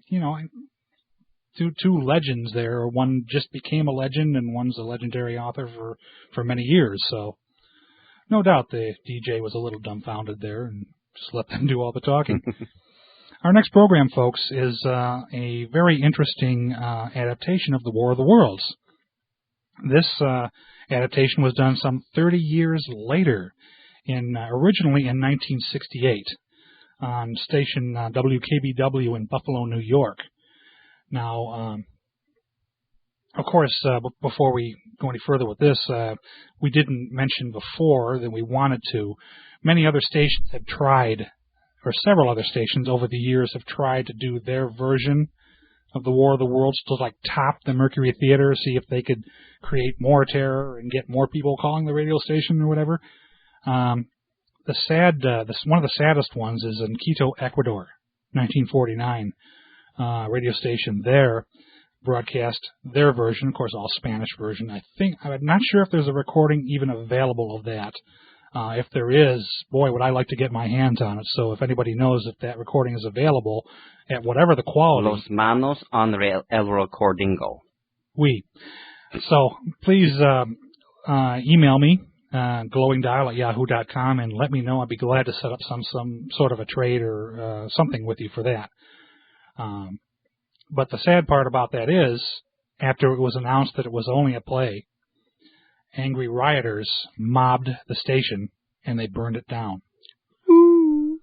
No, don't be so flippant there, Steve. It is sad because like 15 to 20 people lost their lives. They couldn't get out of the burning building. And where's Superman when you need him? I don't know. This version, of course, this brings us now to WKBW. October 30th, 1968, 30 years after the original Mercury Theater version, the station decided to do an updated version. And they kind of tried to stay true to the script of the Howard Koch script that Orson used. Mm-hmm. But they updated it with, modern times. They changed the location from Grover's Mill to Grand Island to make it more identifiable for the New York listening audience. Grover's Mill wasn't a real place, was it? Yes, it is. It was, but it's so obscure that nobody ever knew. No, Grover's Mill is Grover's Island. Gilligan's Island. Grover's Mill is a real place, and they're actually kind of cashing in on the War of the Worlds thing because they've. But at the time, it was like hardly heard of. Well, just like a farm town. Yeah, yeah. Anyway, the WKBW version, 1968, was about an hour and a half long, and they did pre-publicity for this thing for months. It must have been months, and people still called into the station. We're calling all over the place asking, is this for real? You're kidding. Despite, no, I am not. I kid you not. Despite after all the publicity that the War of the Worlds got 30 years ago, and how famous that became as a recording, yes, and they still don't remember. WKBW was even doing promotion ahead of time, saying we're going to do our recreation. It's going to be on October 30th, 1968 at 11 p.m. And yet, with all that, so what happened? Now, the version we're going to play for you was aired 3 years later in 1971. The program director there, Jefferson Kay, edited the original 90-minute. He cut it down to about an hour, and he read an updated opening and closing, which was just kind of like filling you in on what happened as a result of the 1968 broadcast. So this is basically the same thing, but like I said, he did an opening closing narration, and he replaced the DJ. The original DJ was Sandy Beach. And Sandy Beach? Yeah, well, you know, DJs need catchy names, of course. And replaced him with Jackson Armstrong. And this Jackson has got to be the fastest talking DJ I have ever, like, just this side of John Machida, you know. Remember that guy that did the commercials? I can't believe somebody can talk that fast. Anyway, and a fellow named Dan Navarrete read the opening and closing script originally in the 68 version. But what you're going to be hearing is the 1971 edition. Went out on October 30th, of course, 1971, over WKBW in Buffalo, New York. And I like this one, actually, because it's, I'm not saying it's better than the Mercury Theater version. It's just different. And I think they did a very, very good job because there's no actors in this. I mean, I think one or two people may have had some acting experience, but this is all their news guys. All the news department news people guys. handle the whole broadcast. From a professional standpoint, that's probably what a news broadcast would be. Instead of actors, it would be news people doing it. So DJ Jefferson Armstrong's in there for a little while, you know, spinning parts of tunes and then getting interrupted by these news bulletins. And eventually he's not in it at all. And then Jefferson Kay, the program director, is in it. And then a lot of their news guys just playing it. They were told to just play it straight. Don't act. Play it like you were actually reporting this. You know, so very interesting. So without further ado, I think the McGee machine is capable of reaching back here. It wasn't that long ago. I think you can reach back to those days, too. Exactly. Why don't we do that? Why don't you manipulate that tuning dial? Oh, now I'm manipulating. Why? First I was twiddling, now I'm manipulating. Okay. Two different words mean basically the same. They have the same outcome. Well, we just like to provide a little variety. There's a special movement that I twiddle with, and there's a special movement that I manipulate with. It's a different way that my hand moves the dial. Then twiddleipulate. Ooh, well that's a toughie. Don't ask me to say that one again. Okay, I think. He's warmed up. He's warmed up. So, folks, sit back, close your eyes, and remember WKBW, Buffalo, New York, their version of the War of the Worlds from October 30th, 1971.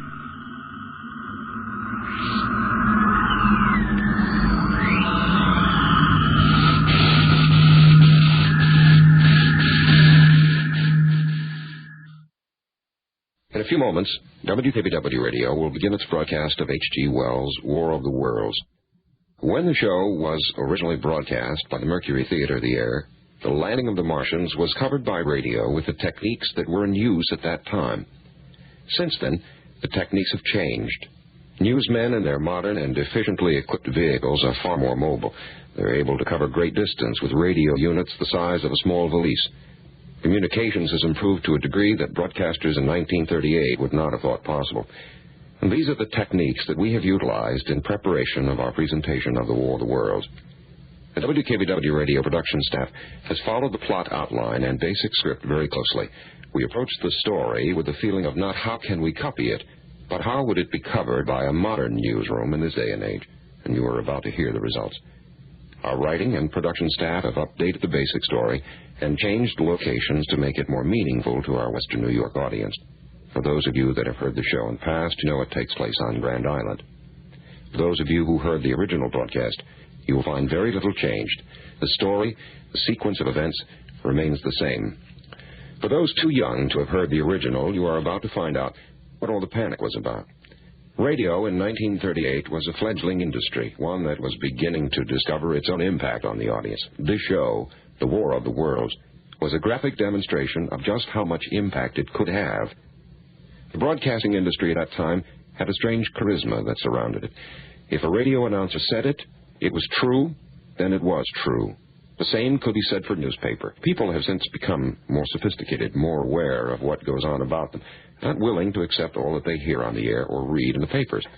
But place yourself in the position of a listener in 1938, and you'll begin to grasp the import of what occurred. At the same time, Halloween night 1968, WKBW Radio brought to a close the most intensive promotional campaign that we had ever run.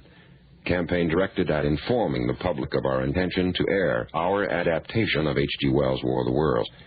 21 days of announcements, one per hour, every hour, radio, television, newspapers, alerting police, fire, and civic authorities in the 8 counties surrounding Buffalo, press releases to schools, newspapers, the telephone company, anyone who might be affected by phone calls so they could answer them intelligently.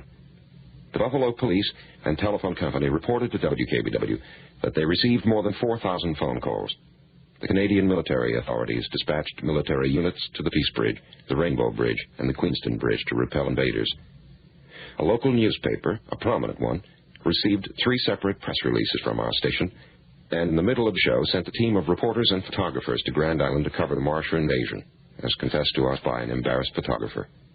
One county civil defense unit went on alert and ordered men to all stations. One unfortunate police chief from a small nearby city happened to be at his desk in the middle of the show when a man straggled into the police station with a wild tale of Martians invading the States. One look at the man, and it was obvious that stronger spirits than those that haunt Halloween had taken hold of his senses. Until, that is, they inquired where he had heard this and finally turned on the radio. They joined us in midstream, and amid the hubbub of handing out weapons and preparing to defend their homes against all odds, the policemen heard a commercial.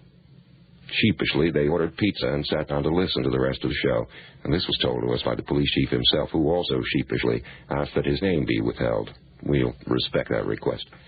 The story was carried the next day by 47 newspapers countrywide, and on the night of the show and during the show, United Press bureaus up and down the east coast of America were besieged by phone calls asking about the Martian invasion in Buffalo. Incredible? You're absolutely right, it is incredible. All through that Halloween evening, people called WKBW Radio, "When is the War of the World going to start?" And we would tell them 11 o'clock. And promptly at 11 o'clock the show began. Then we started to get calls saying, "Well, where is it?" And we replied, "It's on. Listen." And they did. And then they found themselves being carried away by the realism that's reflected in the show. We've attempted to do the story as closely as we could to the way that a modern news department would handle a developing story of this nature. Again, we followed the original sequence of events exactly as Orson Welles did in the original broadcast. We will interrupt the show a number of times to say, "This is a dramatization." And in the midst of the horror and chaos, you will notice that we are not that chaotic, that we cannot interrupt for a commercial. All these things are done to let you catch up with your mind, to let you pull in the reins of your imagination. They're rest periods for your imagination. And if you intend to stay with us for the next hour and a half, please take advantage of them. Ladies and gentlemen of Eastern America and Canada, WKBW Radio in Buffalo presents our adaptation of H.G. Wells' War of the Worlds, a dramatization. Halloween night at WKBW with Jackson Armstrong on the radio, honey. Gonna get it all together between now and about midnight, a little bit thereafter, whatever. Get it together on a Sunday. How you feel, trick-or-treaters? Got music for your head with Santana, the 11th biggest hit in Buffalo. Comes off an album called Santana. Everybody's Everything is the name of the thing at KB.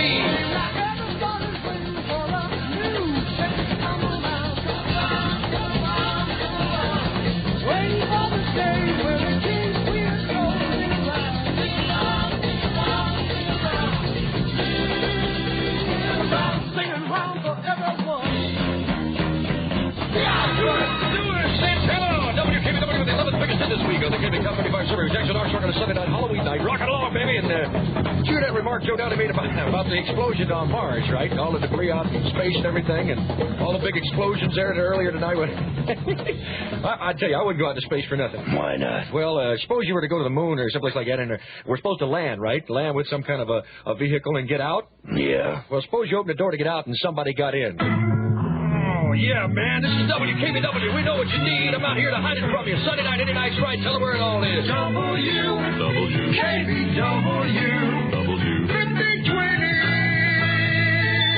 I see they finally made a song about our government. Gypsies, tramps, and thieves. Just down to share for you. The third biggest hit in Buffalo on a Halloween night at KB. I was born in the wagon of a traveling show. My mama used to dance for the money they'd throw. Mama would do whatever he could. Preach a little gospel. Sell a couple bottles of Dr. Good. Thieves, tramps, and thieves. We hear it from the people of the town. They call us thieves. Share, baby. Oh, Sonny, won't you share? I swear, looky there in the chair with all the hair. That's Cher. And Gypsy Tramps and Thieves at WKBW on Halloween night with Jackson Armstrong on the radio, rocking and rolling, baby. We're going to get it all together. And then we got, I think Keith Hallam is up and coming tonight at midnight. If it's not Keith Hallam, then it's Bruce Kaplan. They don't tell me anything, folks. What do I know? Who's on? Who? Do you care? A lot of music, though. Anyway, hey, listen, tonight is Halloween night. You're not supposed to be trick-or-treating. If you're trick-or-treating, you're not supposed to be doing that. What is this? Joe Downey is handing me something here that I'm supposed to read. Thank you. Thank you, Joe. Let's see. The NASA, the National Space and Aeronautics Administration, those people have alerted all their space watch and facilities to be on the alert for unusual communication difficulties tonight. A spokesman for the federal agency referred to the explosions on the planet Mars and said it was not known if they would have the same effect on Earth communications as similar explosions on the surface of the sun have. I guess they're talking about sunspots and things like that. So, I don't know. That's, it means it's going to be hard to hear communications from NASA. Can you hear me down there in South Carolina? As long as you can hear KB, what difference does it make about communication? Rock and roll. WKBW Jackson Armstrong communicating with your head. Halloween night. Getting it all together where it is. WKBW. Number one song in the KB Top 35 survey for this week is Sound of Climax for you. The Old Outsiders with Sonny Geraci singing lead, a thing called Precious and Few at KB. Precious and few are the moments we two can share. Quiet and blue like the sky, I'm one over you. And if I can't find my way back home, it just wouldn't be fair. Precious and few are the moments we two can share. Precious and few are the moments we two can share. Quiet and blue like the sky, I'm all over you. And if I can't find my way back home, it just wouldn't be fair. 'Cause precious and few are the moments we two can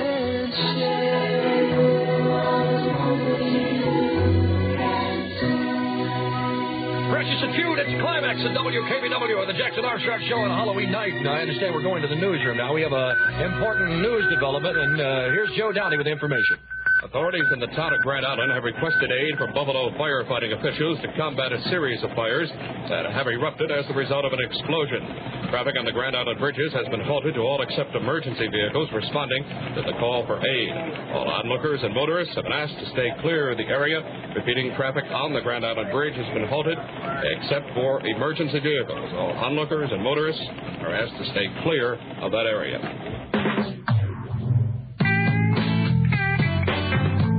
Halloween night, Jackson Armstrong on the radio, and we got a word from got a word from P.O. Fashions coming up, I think. This is WKBW Buffalo, New York. Free Dog Night at WKBW on the Jackson Armstrong roll around with you on a Sunday night, Halloween night at KB. We're in the music on. Got to be another million seller for the boys with Danny Hutton, just an old-fashioned love song. Just an old-fashioned love song playing on the radio.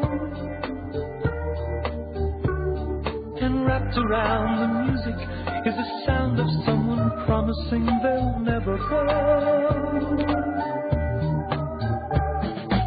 Just an old-fashioned love song. Old-fashioned love song. It's 3 Dog Night at WKBW on a Sunday night, Halloween night at WKBW on the Jackson Armstrong Radio program. And I've been asked by Joe Downey to pass on to you that the news department is really overloaded in there with what's going on tonight, and they don't have time to answer the phones. I know a lot of people would like to know what's going on, but as soon as we know something, we put it on the air, see? So don't call Joe Downey and mess him up because he's really busy right now. A lot of calls have been coming in regarding the explosion on Grand Island that we talked about a little bit later, and this really slows Joe down. So I tell you what, why don't you just don't call the newsroom, and that way you don't, slow down the whole system down here at WKBW, all right? Rockin' and rollin' Jackson Armstrong Sunday night, Halloween night with the music here on WKBW. Okay, now don't call the news department about the Grand Island thing because if you do, like you're going to mess up Joe Downey. He's very busy in there. This is Maggie May with Rod Stewart, and this is the former #1 song at KB's #2. Once more, please do not call the newsroom right now. I know what's going on at Grand Island is weird and everything, but... Maggie, I think I got something to say to you. You led me away from home. All right, excuse me a minute here, folks. I know normally we don't come in on the top of a record or anything like that when it's not over, but Joe Downey has a special interrupt story on this thing that's happening in Grand Island, so let's go to the newsroom and Joe Downey. It's been reported that a large meteor has struck the ground along East River Road on Grand Island, setting off a series of fires and explosions. Several persons have been injured, and as yet there is no confirmed number regarding the number of people that may have been killed. KB Total News men are already on their way to the scene. Repeating, it's reported a large meteor has struck ground along East River Road on Grand Island. We'll have a special report in a few minutes.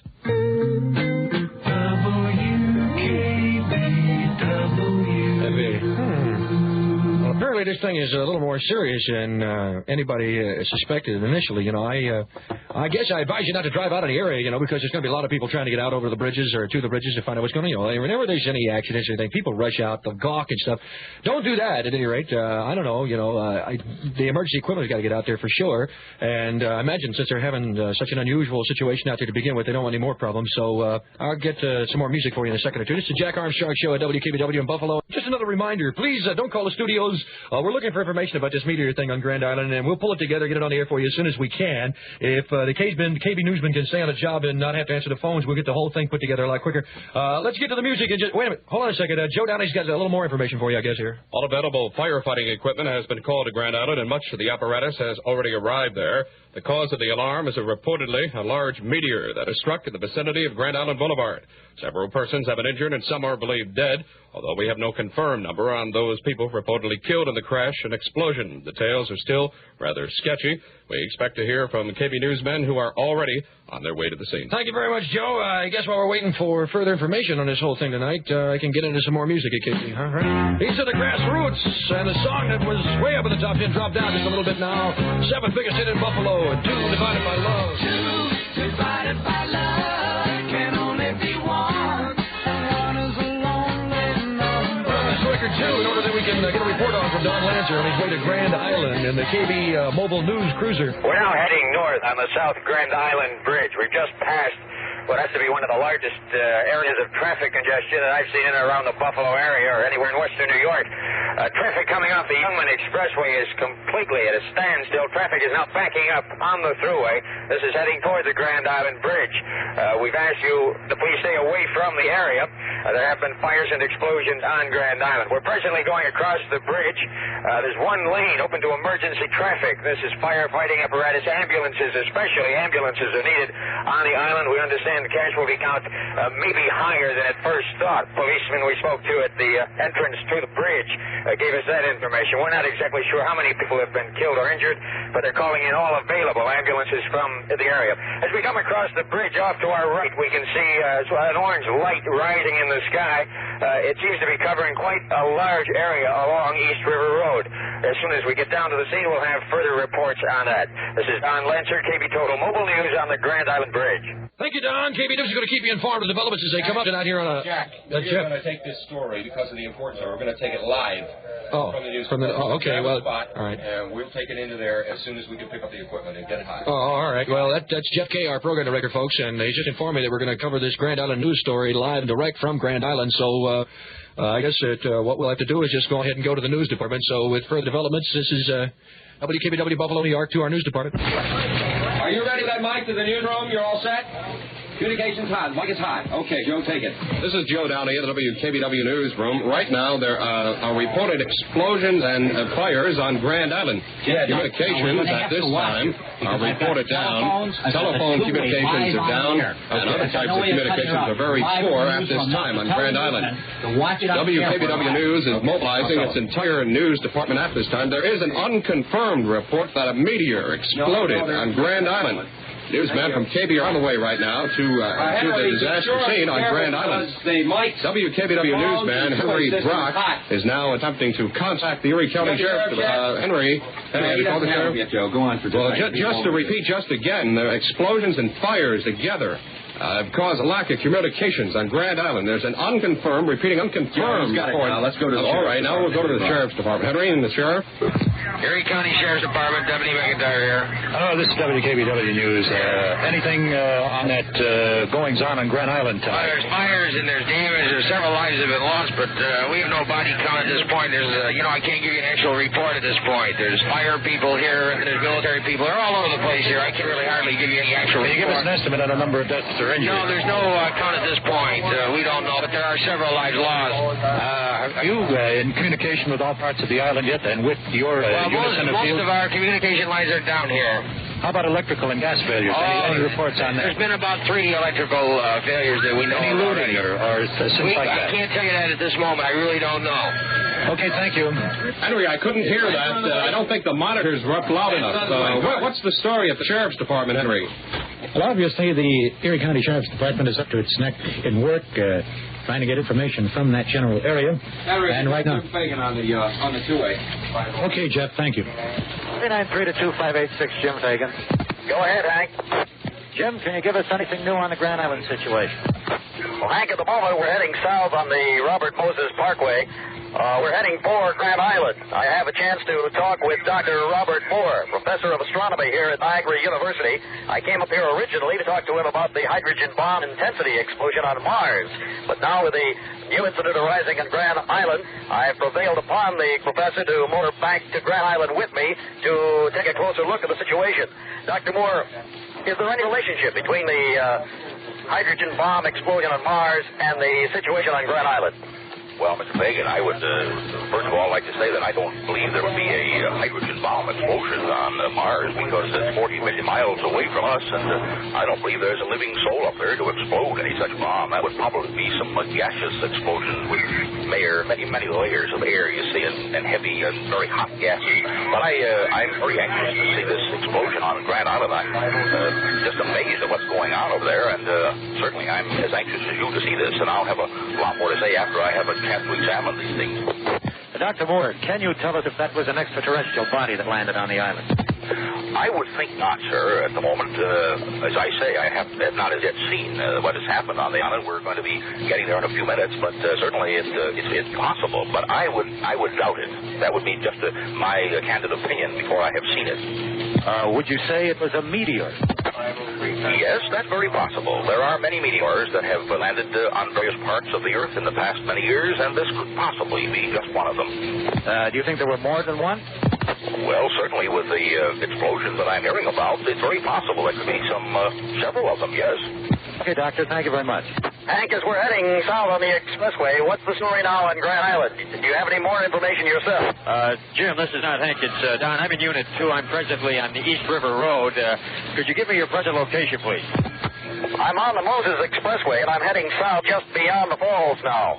I'm having a lot of trouble here with traffic. I can't seem to make any headway at all on Grand Island or on the East River Road. Do you have any taping equipment with you, Jim? Yes, I've got the Sony tape recorder with me in the back here. Okay, good. As soon as you get on the scene, try and get us a report back with Dr. Moore and also some police officers. I'm attempting to pick my way through this traffic. I should be there in not too long. It's really congested down here. See a little bit more traffic now. It looks like I'm going to have almost the same problem you're having. I see a great deal of traffic at the north end of the Grand Island Bridge now, at the base between the falls and the island. I've come up on a side road here off to my left. I think I'll try and pick my way over that way maybe and then come back around into the scene. Okay. This is Henry Brock in the WKBW newsroom. This just off the wire. United Press says it has unconfirmed reports that Governor Nelson Rockefeller is preparing to mobilize the National Guard in light of the developments on Grand Island. Thank you very much. New York Telephone Company has requested that only emergency calls be made by private individuals. The lines are beginning to be swamped with calls, and police and fire officials' switchboards have been overburdened with calls. Fire officials in the city of Buffalo are concerned at this time. The fires that have broken out on the island have bled off a great deal of equipment, and extra units in the city have been called in. Commissioner Felicetta of the Buffalo Police Department has requested that all off-duty policemen report to the precincts. Henry, Herb Weinstein wants to know if we can hold for a second because he wants to coordinate the TV units. Okay. Don, have you gone to Delaware Park yet? Heading towards the thruway in case you want me to go to Grand Island. Okay, fine. We may shift the entire operation out to Grand Island in a couple minutes if this thing checks out. 5-4 to 393, Irv. Yeah, Alan, go ahead. Listen, if they've got this Whitehaven area cordoned off, well, let's get out there with the sound equipment. Okay, go. 5-5 to 393. There sure must be something doing here. Okay, Alan and Sam are headed out there with the sound gear. Right on the corner at Whitehaven and Grand Island Boulevard are within a half a block. But out of the car. 393 out. This is Henry Brock in the KB newsroom. It has just been confirmed that Governor Rockefeller has mobilized the National Guard, and contingents of the Guard from the western New York area are on their way to Grand Island. And now we have KB Total News Director Don Lancer standing by with a report from Grand Island. Well, this is Don Lancer. We finally made it down to an area near the scene, and I'm speaking with lineman Dennis O'Malley. Could you tell me, Mr. O'Malley, what happened? Where were you when this thing occurred? I'm working for Niagara Mohawk. I was checking out a line break earlier, and suddenly the sky lit up, and there was this tremendous explosion. Do you have any idea what it was, sir? No idea at all. Just a loud noise and a bright light. That's all I know, man. You know if anybody at all was injured? Have you heard any talk of that? No, I don't know any of that stuff.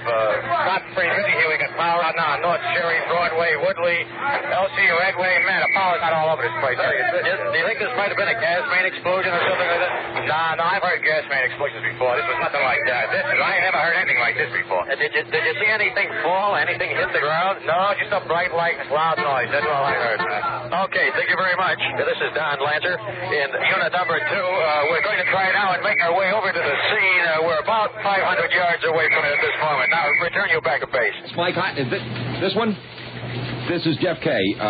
Henry Brock is on the other side of the room right now, trying to raise Jim Fagan, who's in some portion of the island. You just heard KB News Director Don Lancer, who is attempting to make his way to the scene of the death. I think we're picking up Jim Fagan now. Let's listen. Jim, where are you at the moment? I'm just off Whitehaven Road, Hank, not too far from the scene. What do you see there? A lot of destruction? Any houses down? Right. Several houses have been leveled to the ground, and I can see ambulances. There are about 3 or 4 ambulances on the scene that I can see.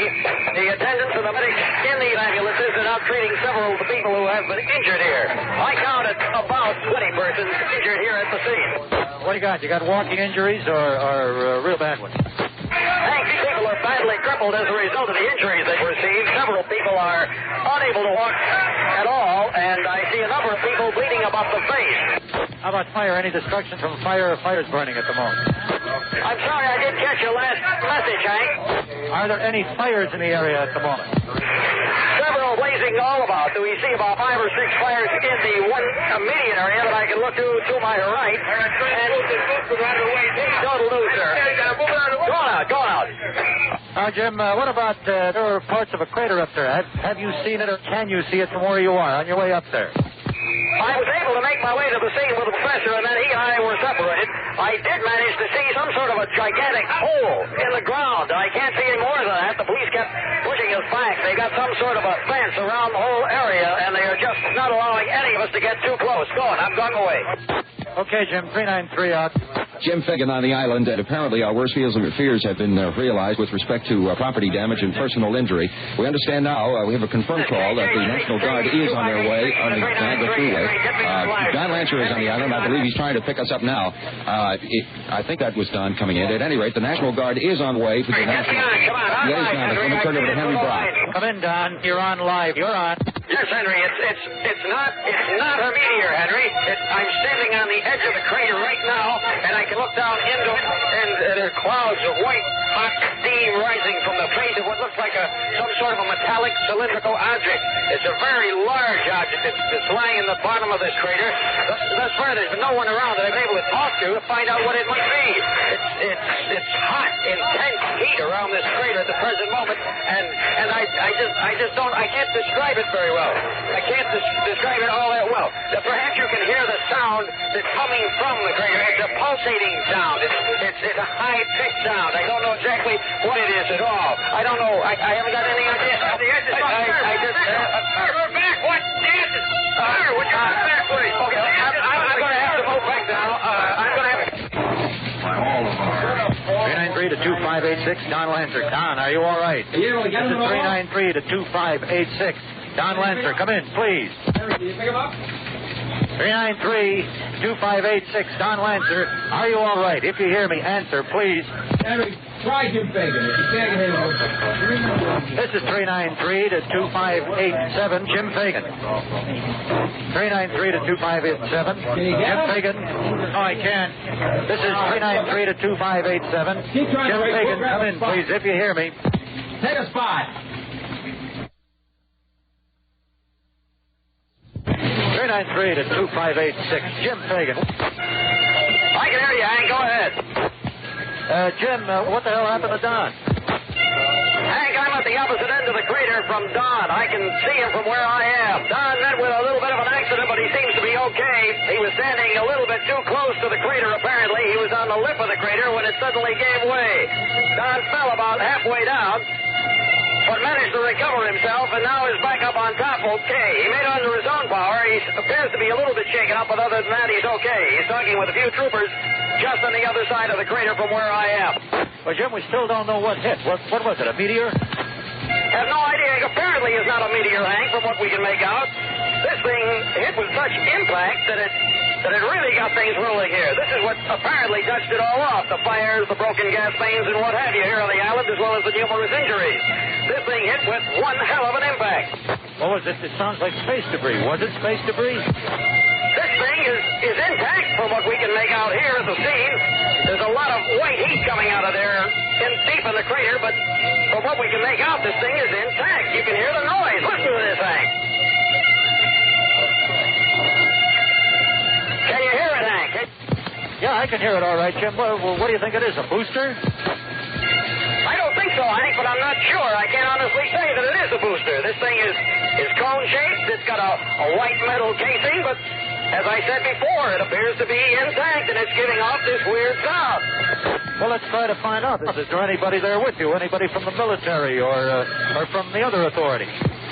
We've got several military, we've got city, we've got county officials. They're all over the place. Police are now talking with them all around the edge of the crater. But no one has said anything at this time. They claim it's a little bit too early to say anything. Lancer to Brock. Henry, do you read? Come in, Henry. Do you read? I read you loud and clear, Don. This is Jeff, not Henry. Are you okay? Are you all right? For the most part, Jeff, I am. Yes. What happened was I fell down in the crater. I got about halfway down in there. I slipped on the edge. The lip of this crater is so soft that I just slipped and tumbled halfway down it. But I did manage to get back up. I've got a few burns, but I don't think they're that serious. They don't hurt that much. There's an awful lot of smoke coming out of this thing, and it's choking me up a bit. When I was down there, I did manage to see quite a bit. This is a very bright metallic object. There's a sheen to it. It's not shiny like silver or anything like that, but there's definitely a sheen to it. There are no markings that I can see at all. Very smooth. No interruptions of lines at all in it. It's just a smooth object. Part of it's buried beneath the surface, probably maybe the major portion of it, but there is a goodly portion on top in the bottom of the crater. An awful lot of smoke down here. I see Jim on the other side of the crater. Come in, Jim. Do you read? I read you, Don. Go ahead. Are you all right?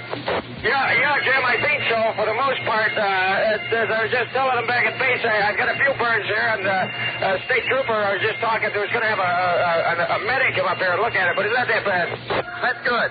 I spent the last few minutes here trying to get some sort of a comment or two from the military officials surrounding this thing, but no one wants to say anything. I tried to worm a comment or two on a one when he remained very tight-lipped. I don't imagine anybody really wants to commit themselves at this time. Well, boy, all I can say is they're going to have to commit themselves pretty soon because this damn thing sure isn't a meteor. I can see it a little better now, Don, from where I am, thanks to the lights. The lights are really pouring in on the Dow. Do you see the crack? Are you able to see the crack? No, what crack? No, there's no crack on this side. It's perfectly smooth over here. But there's a crack definitely on this side. That's easily determined at this point. I can see several cables or something coming out of that crack. There are 2 or 3 cables anyway. I can't see anything, Jim. Can you describe a little more detail? My God, Don, there's something crawling out of the top of this thing. Something or someone. I can see 2 discs of some sort. They're eyes. They appear to be eyes. It might well be a face for all I know. Something's wiggling out of this capsule. Wait a minute. They're tentacles, that's what they are. I can see them now. The police lights are on them. This thing is large. The body glistens like it's soaking wet. That face, I can hardly look at it, Don. I can hardly look at it. The eyes are black. The mouth is V-shaped and it's dripping saliva. It's finding it very difficult to move, but it's now beginning to move. It's weighed down by something. I can't say what it is. This thing is rising up. I've got to get out of here.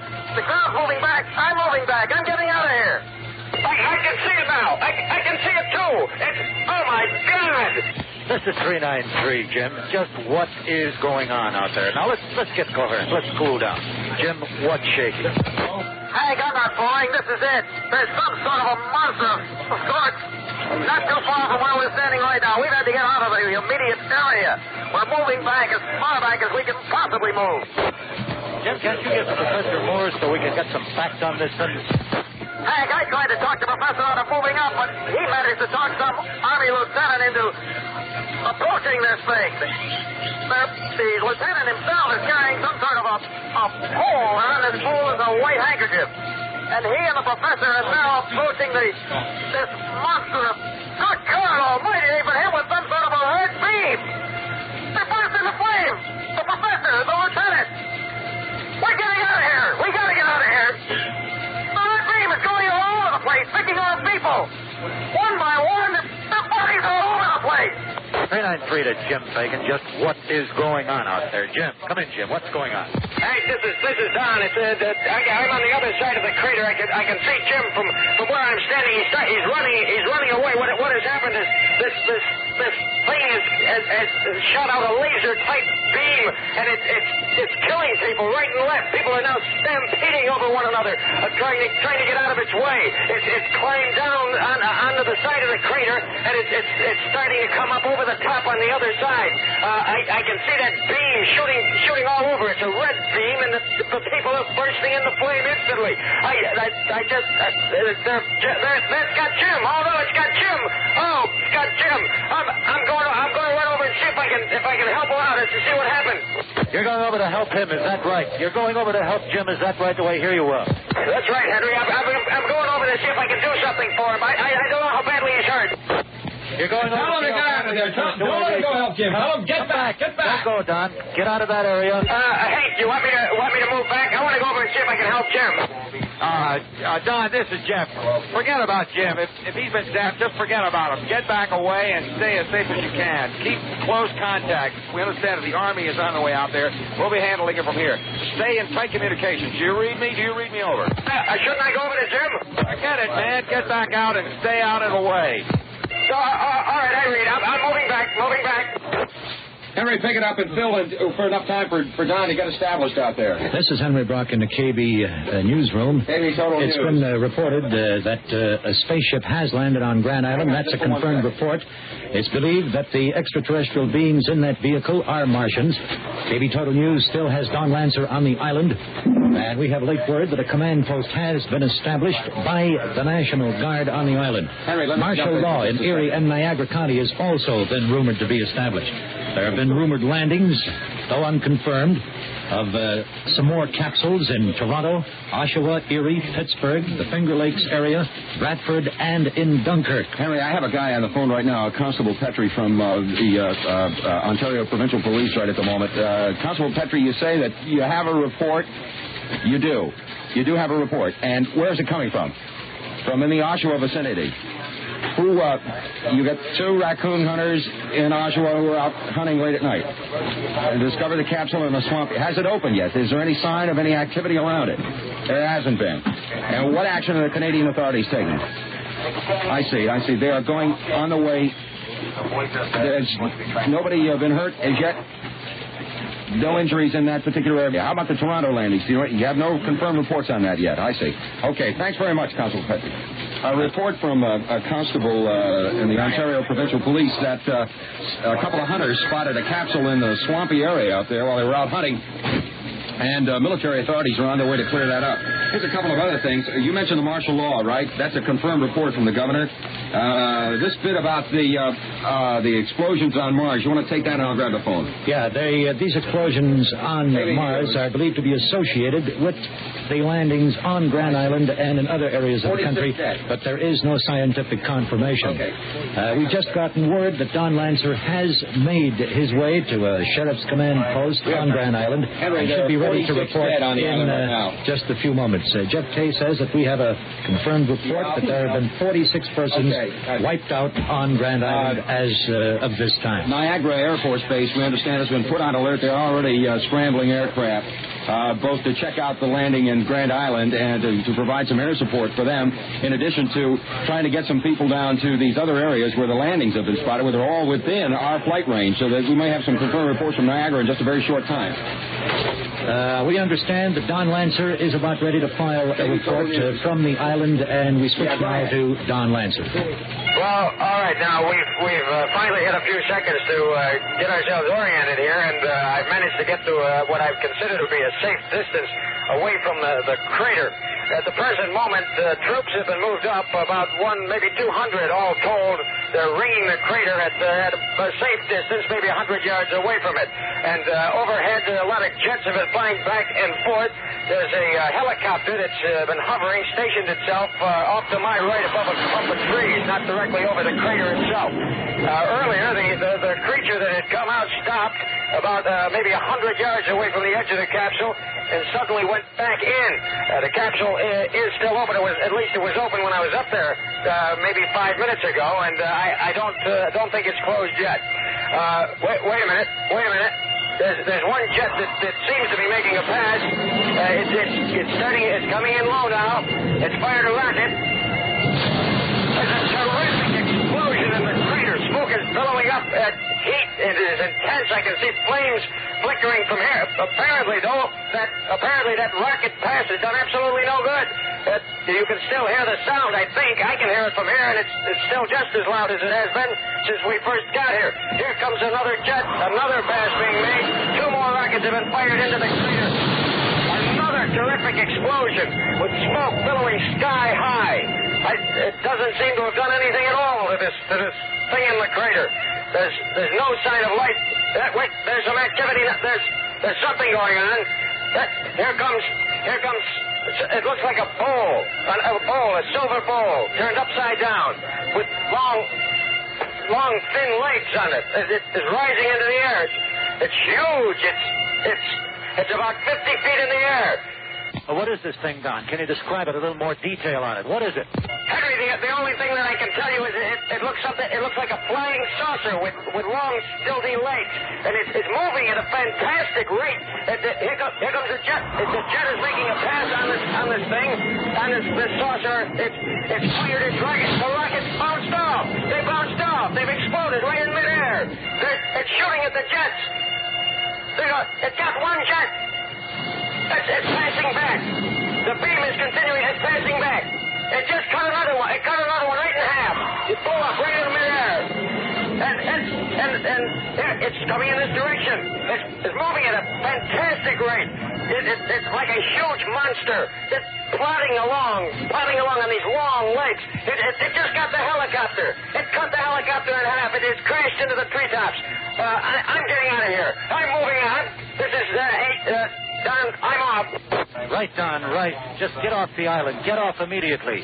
Get off immediately. Don Lancer is leaving Grand Island at the moment. We're back in the KB newsroom. All right, I'm getting off. Yeah, he's going off the island right now, and we're back in the KB newsroom, and I have several things that have come in here. Scientists are now speculating, and it's no longer speculation, that the strange phenomenon that scientists the world over witnessed on the planet Mars, the gaseous explosions that we reported to you just what seemed like such a short time ago, in reality has turned to be such a nightmare, is the fact that these landings that have been reported in the vicinity, I have the... Excuse me, stand by one moment, please. I have the report here somewhere. Landings have been reported in Toronto, Oshawa, Erie, Pittsburgh, the Finger Lakes region, Bradford, Dunkirk area of western New York, and now I understand in the Batavia area. The scientists are speculating at this moment that they are indeed allied with the phenomenon that occurred on Mars, and I've just been handed another message.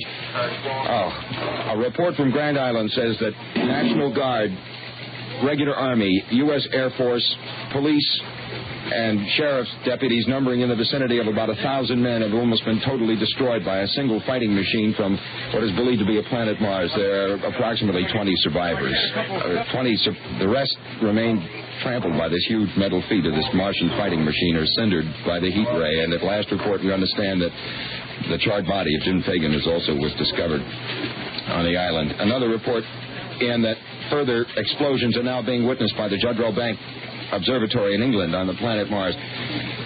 We understand that Jamestown, Lewiston, Lockport, all of the towns surrounding the Niagara County area in Erie County around Grand Island are all being evacuated at this moment. We've lost communications with Don. He is en route back to the main side of the Niagara River to the Tonawondas.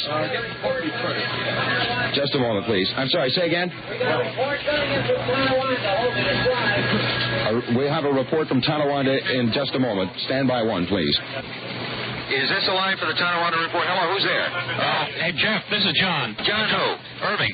Oh, John, yes. Where are you? I'm out in Tonawanda, Jeff. I tried to get across to Grand Island. I heard this thing developing, and I tried to get over there, but I can't get over there. Just not letting anybody by on the bridges. John, just hang on. Who won't let you by?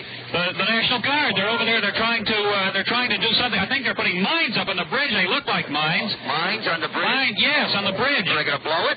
I don't know. Apparently, they're trying to stop these things from getting across, and apparently they think they're going to come across on the bridge, but they've blocked all traffic on the bridge. I can see people over on the other side, but they're trying to get over. John, they're not letting the people across, is that it? They're not letting anybody across. Me over here or them coming over here. I don't know what they're going to do.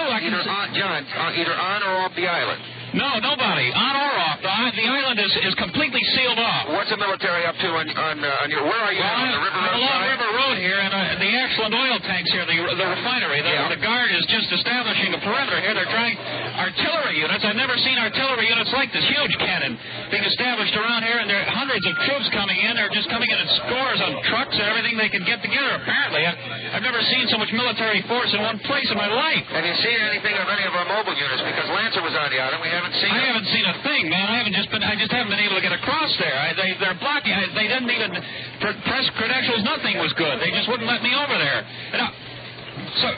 My God, they've blown the bridge. The bridge? One bridge is gone.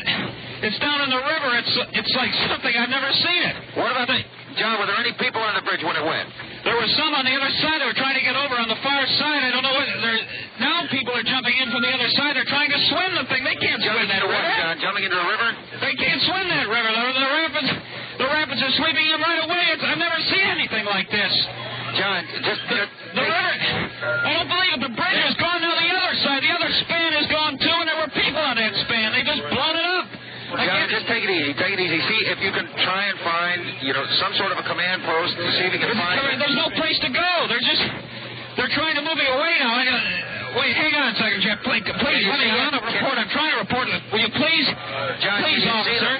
Can you see the Martian machine at all? We understand it's very, very high. There's something over there. It's ill-defined. I just can't see what it is for sure. There's a stilt or something coming out of the water, and they've blown the bridges. They're coming across anyway. They're fording the river? Across. They're fording that river. The stilts are down in the water, and they're just coming across. They're still on the surface. All right, John, hold on. I got a report coming in from Don Lancer. Apparently he's there. He's on the two-way unit. Just hang tight on the phone. All right, Jeff. Hang on. Bye.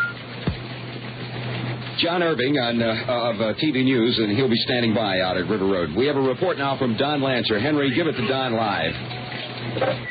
Yes, Henry. I just made it across the bridge when it blew. It was horrible. All of a sudden, the bridge just erupted, and then Don, did they establish a perimeter? Did the National Guard establish a perimeter yet?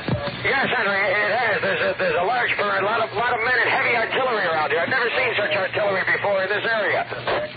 Don, how many machines are coming at you? Do you have any idea? Are they fording the river yet? I can see two of them are in my line of view. Two of them at the present moment, and they're coming up. They're firing at the artillery, and the artillery is firing back. Huge explosions all along the shore here, and there's huge explosions. I can see bodies flying in the air from here. Bodies are flying through the air. There's another machine. I can see another one. Now that they're joining forces right up here in the front of the refinery. They haven't quite gotten in yet. There's a total of three machines here. They're coming into the refinery. The artillery is now turned around from its perimeter. We barely got one. We got one. It's down. It's down. The other, we got it. It's down. Artillery blasted it. It just settled down very slowly. The other two have joined it. And now they're emitting some sort of a smoke screen, it looks like, from here. They're not very far away from me. It's thick black smoke. It's about as tall as a man. It's starting to encompass the entire area. But the smoke is coming from these things, and the artillery, the weapons are still. They're continuing to fire into the center, into where these three machines are located. The smoke cloud is now coming toward me, Henry. My God, there's a man falling. It's not smoke. It's gas. It's gas. 393 to Don Lancer. Come in, Don Lancer. What you are listening to is a dramatization of H.G. Wells' War of the Worlds on WKBW Radio at 1520 on your Buffalo dial. I repeat, it is a dramatization. It is a play. It is not happening in any way, shape, or form. What you are listening to is a dramatization of H.G. Wells' War of the Worlds as being portrayed on WKBW 1520 Buffalo. Don Lancer, come in. Don Lancer, 393 to Don Lancer. If you hear me, come in.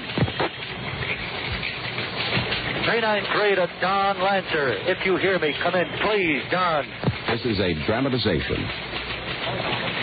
We have lost communications with Don Lancer on River Road on the mainland side, actually, of the river. He's off Grand Island. Don's last report was that the two remaining Martian machines, there are now two of them, they were emitting some sort of black clouds, which apparently were kind of a gas, and frankly, we don't know whether Don is alive or dead at this moment. John Irving is on the island. We had him standing by the telephone. Let me see if I can pick him up. Hello, John. John, are you there?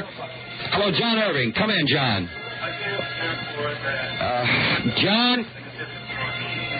I'm afraid that John Irving is not available for us at the moment. Bulletins are piling up in our studios. We have one mobile unit left in the field. Irv Weinstein is in the unit. We'll try and communicate with him as quickly as we can. Bulletins are beginning to pile up in our studios. Let me try and bring you up to date if I can. From Pittsburgh, U.S. Air Force planes are flying reconnaissance patrols and report that three Martian machines are visible above the treetops in the vicinity of the sprawling Steel City. That's in addition to the two that have been reported in the Tonawanda that are now currently rampaging the Ashland Oil Refinery. The Pittsburgh machines apparently are moving toward the community of Bradford. From all reports, they're moving rapidly. They're not using heat rays. It appears they do not intend on damaging towns and communities if possible. However, they're stopping to tear up power lines, bridges and railroad tracks, and punching huge holes in the highways. The objective, apparently, is to disrupt communications and disorganize human society altogether.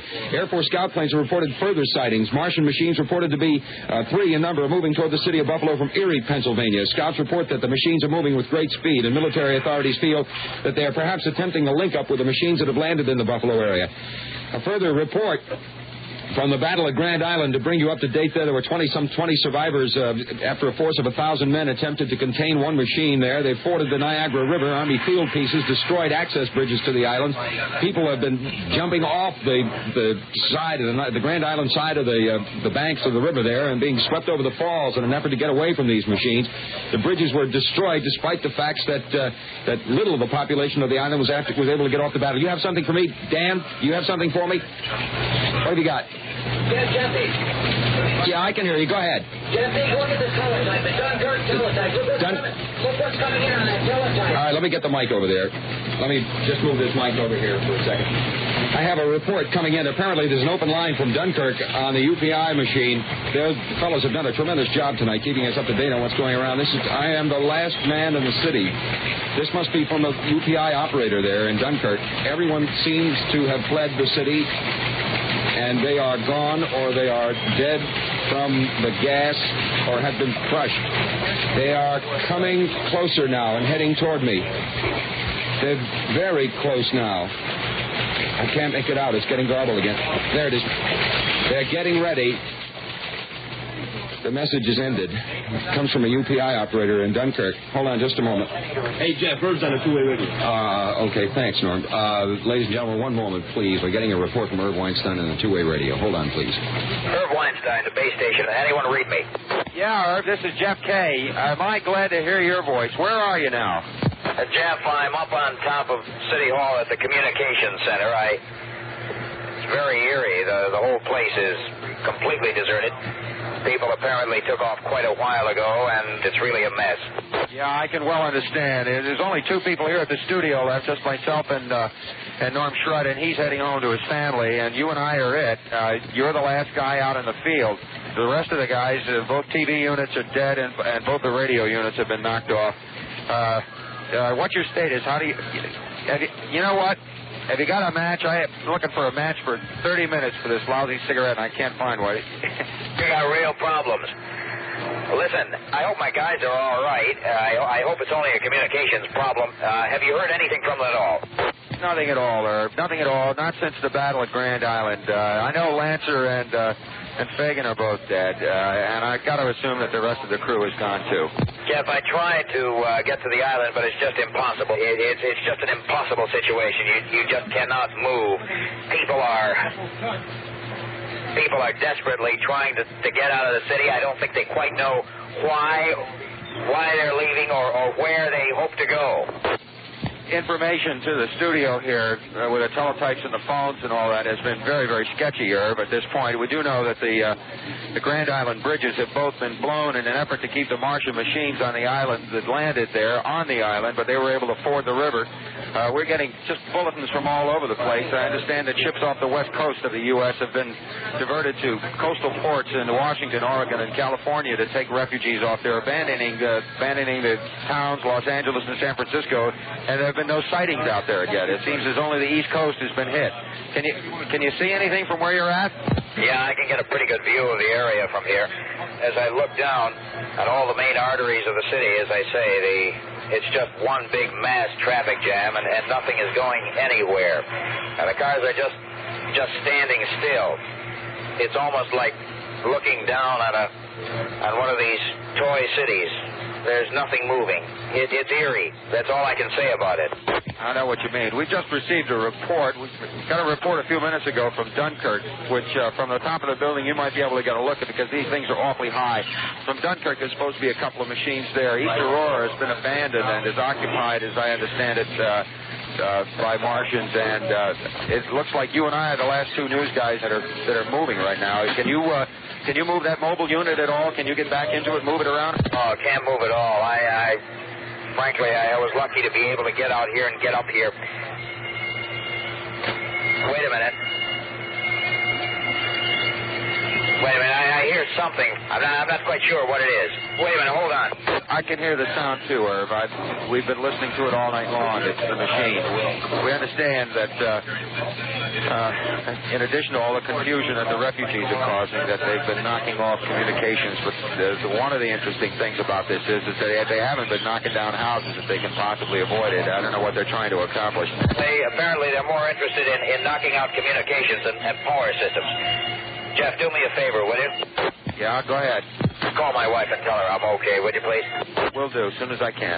Will do. There's something going on out on the lake. I see some flashing lights. I can't quite make out what it is. Jeff, as I look down on the southern part of the area from here, the city of Lackawanna is completely blacked out now. Apparently all the power in that area is knocked out. The only thing I can see are what appear to be tremendous explosions in the area of the Bethlehem Steel Company plant. Roger, understand. We've been getting very little here in the past few minutes. The communications are just in complete and utter chaos. The teletype machines, you can hear them behind me. They're chattering away, but they're not printing anything. The printers are just sitting there, just kind of rocking back and forth, but not putting anything out but total gibberish. The phone lines, it's almost impossible to keep up with them. I've just given up answering them. I have a sighting of a machine that's about 6 blocks from the station right now in Delaware Park. Do you have anything in view there? Jeff, things are pretty much as they were, except that now there is no sound at all. Everything is just deathly quiet. Nothing is moving. Nothing is happening. I still hear that weird sound apparently emanating from the machines. I think I can make them out. Now they appear to be a dramatization of H.G. Wells' War of the Worlds. This is a dramatization on WKBW 1520 Buffalo. Proven virtually totally ineffective. You might keep an eye out because I know that there are some in the area. Yeah, I've seen some Air Guard planes, F-100s in the area, but understandably they are approaching extremely cautiously. What about the refugees? Are they making any headway getting them out? The city appears to be totally circled by these machines, and they're ripping up the communications and punching huge holes in the major arteries in the roads. It doesn't appear as though many people are able to move their automobiles, and those that are not able to move their cars are abandoning them and further adding to the congestion. Is there any movement below you that you can notice? Absolutely no movement whatever, and this is what puzzles me.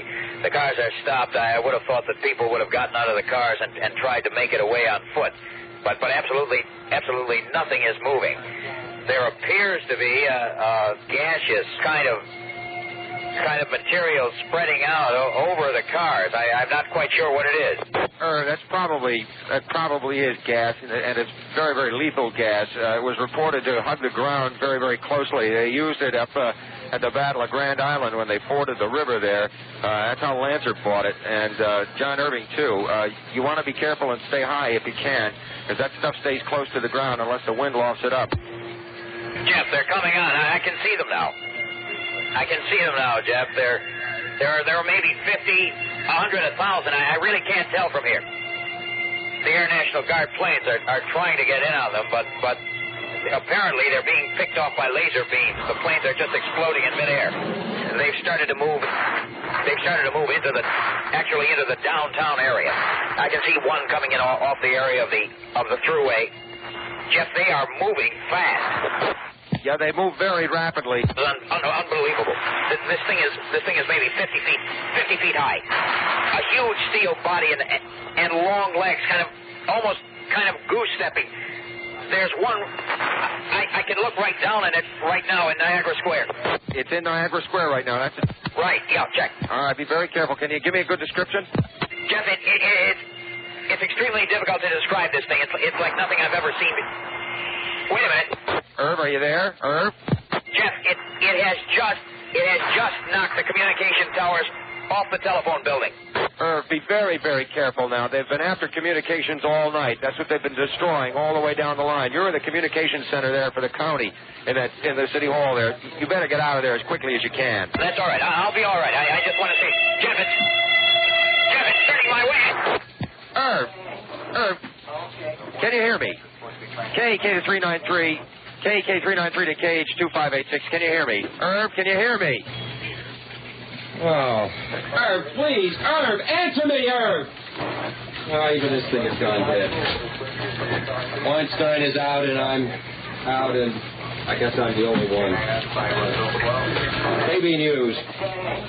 You want to talk to who? I want to talk to Irv Weinstein. He's dead. Is anybody else in this building? What am I going to do? The only one left. I wonder if anybody's listening. I wonder if anybody's got a radio that's operating. The transistor. And take this mic and we'll go outside. That's what I'll do. I'll go outside. Get this thing unhooked. on the stand. My phone's dead. They're all dead. What the hell am I going to do? Go outside. All right. Get yourself together, Katie. Go outside. Oh, the air. The air feels good. Look at the cars. Look at the cars. What's that? The shooting. Downtown. The shooting. There's some people. Hey! Hey there! Hey! Oh, they won't even look. They're terrified. Look at the people run. They're staying off Main Street, though. And look at the cars. It looks like a used car lot.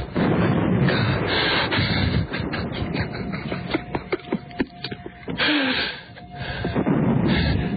I can hear it.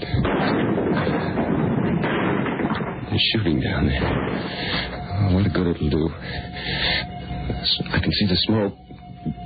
The lights on Main Street seem to be going out one by one. It's as though a giant hand were just turning them out one by one and moving up this way. Oh, it's the smoke.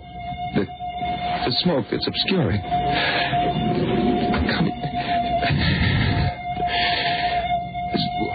One in front of Marquesian just went out. It's only about a block and a half away. Weinstein. Lancer. They're all gone. But it's getting awfully close. To Utica Street.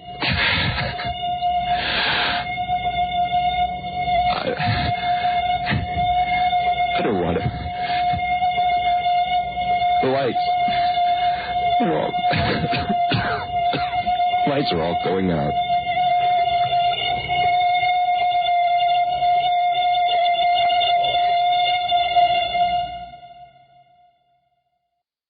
The War of the Worlds. It's over. The broadcast is over. And the Martians won. Or did they? H.G. Wells did not quite end his story this way. He closes by saying that civilization as we know it was destroyed. Certain selected humans were kept to breed a super race under highly controlled conditions by the Martians and to function as workers for them.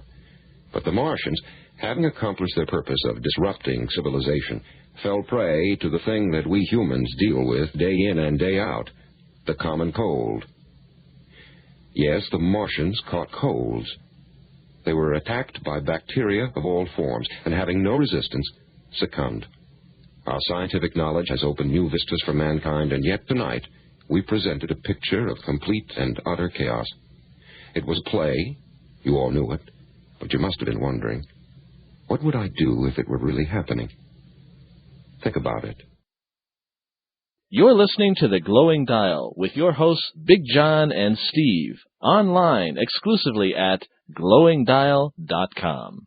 And we are back, folks. Hope you enjoyed that. That was the WKBW Buffalo, New York version of The War of the Worlds. Of course, like we said, the original was done in 1968 there. This was a slightly re-edited, cut down to an hour. The original was an hour and a half. But I think that was very original.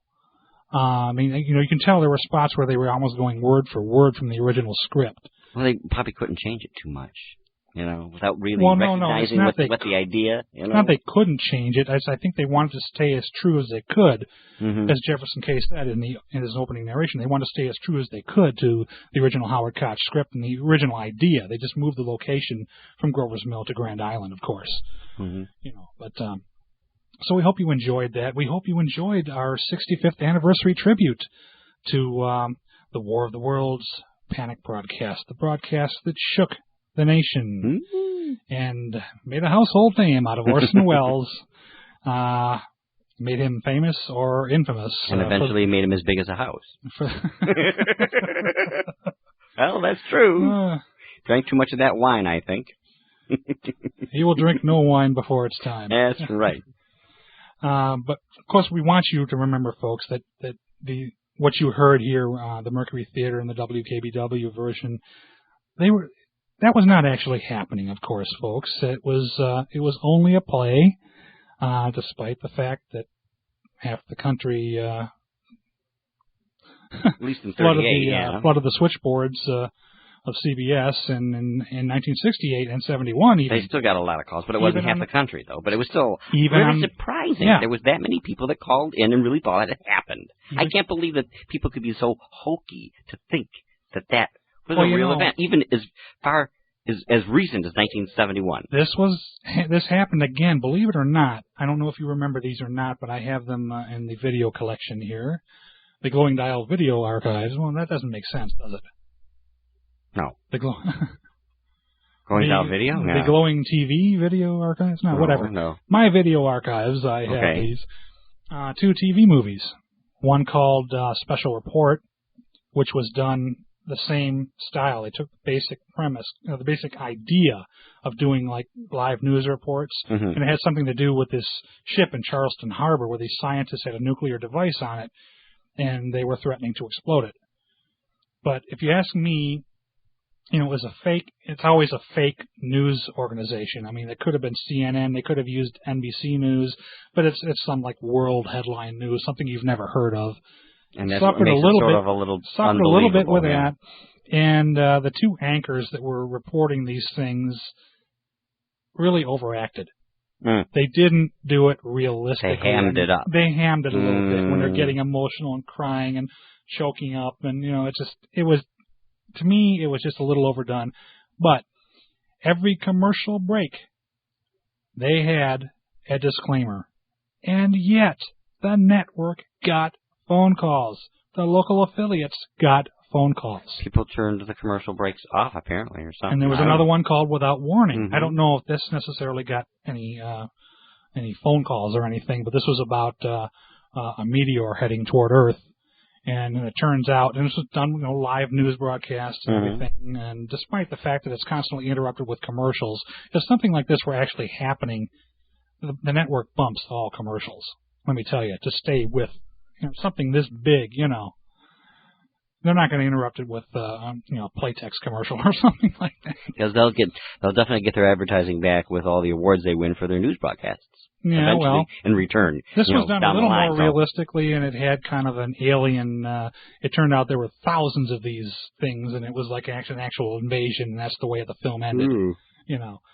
But even like I say, even on TV in the 80s and 90s, people still are falling for it. Is Granny really that far out of it, or what? Huh? Is Granny that really far out of it? I wish to explain what this thing is on my TV set. What's going on here? For some reason, when you said that, my mind went to the Beverly Hillbillies. I don't know why. Oh.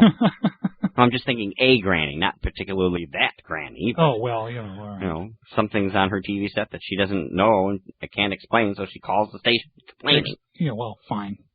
Anyway, our time is rapidly running out here, folks, so assuring you again that what you heard was not actually happening. It was only a play. So, we really hope that you weren't all running to your telephones in a blind panic trying to call your loved ones and tell them to head south. So we interrupt the Glowing Dial to bring you this special report. This is Greg Barker, live at the WGLO newsroom. Believe it or not, we are getting reports that large glowing objects have been falling all over the country. In fact, our sources say that these things are falling all over the world. At first, they were thought to be meteors, but upon closer inspection, the objects appear to be shaped like huge cylinders. And we have reports of... I can't believe I'm reading this. We are getting reports that what are believed to be extraterrestrial life forms are emerging from these cylinders and unleashing what appears to be a deadly force or heat ray that incinerates anything in its path. Thousands have reportedly perished as a result. Apparently, we have heard from a survivor of one of these deadly attacks just outside Ann Arbor, who tells us that the heat ray weapon is only the beginning. Again, it is difficult for me to actually comprehend what I am reporting to you here. The survivor says that after the immediate area has been incinerated, The alien beings then emerge from their cylinders in what can only be described as war machines. They rear up on their 3 legs, reaching heights far above the treetops. Then, apparently, these machines emit a deadly black smoke or fog. Nothing seems to be able to escape its deadly effects. What? Oh. One moment, please. Show, we have a few things that we want to remind you of. You know, we do this to so you don't forget, actually. First of all, actually, though, we need to apologize to you folks, as we seem to have been off the air for a brief portion of time there. We're not sure how much you actually heard or did not hear. It must have been an important news bulletin that they had to. Some information on that, John, or what? I mean, I'm looking at my board op over here. Yeah. Oh. Our board op, and I'm not looking over there. Let me look. I can't. No, I can't hear you through the headset. Are you? Do you know why we were cut off the air? He's all right. Well, no, you can't see this. Obviously, this is radio. He's shrugging at me right now. He apparently he doesn't know. Just some kind of maybe you glitch could or find something. out for us if you would. Well, okay. Now he's ducked out of sight. You know, just thought, hey, after all this stuff we've been playing, maybe we're actually being invaded by the Martians. Oh, well, that's a good one, John. Martians. What are we, these gullible people that really believe this kind of stuff? Oh, come on now. No, that would be actually kind of ironic, though, wouldn't it? After all this War of the Worlds, Martians destroying the planet, the stuff whole we've been show playing. is devoted to the whole thing, so it would be quite a twist, now, wouldn't it? Yeah, it would. Twist my head completely around. How would you like to be devoured by a Martian, Steve? I don't think that's really up my line. I never really thought of it having happened. Happened. I mean, it wouldn't be too bad, really. For you, it'd be worse for me because I'm much bigger than you, so you just be the appetizer. I'd be the main course. Oh, that's true, yeah. Because they don't call me Big John for nothing. Dine on Big John, yeah. They don't call me Big John for nothing. Yeah. Oh, we've gotten awful silly in such a serious program here, haven't we, folks? Seriously, we have just about enough time to remind you to visit our, remind you actually, to visit our 3 most favorite websites in the world. And that, of course, is goingdial.com, yesterdayyusa.com, and the Vintage Radio Place. That's Jerry Handage's website. All those links are on our web. Ladies and gentlemen, this is Greg Barker again in the WGLO newsroom. We have confirmed the reports we have been receiving here, and I'm afraid that all the evidence seems to point to the inescapable conclusion that we are being invaded by hostile aliens bent on our total destruction. We'll stay here on the air and bring you the latest developments just as long as we can, just as long as they allow us to do so. Thank you. Ladies and gentlemen, I am told that an alien war machine has been sighted a mere 1/2 mile from this studio. I'm not sure how long we can stay on the air, but we'll do the best we can.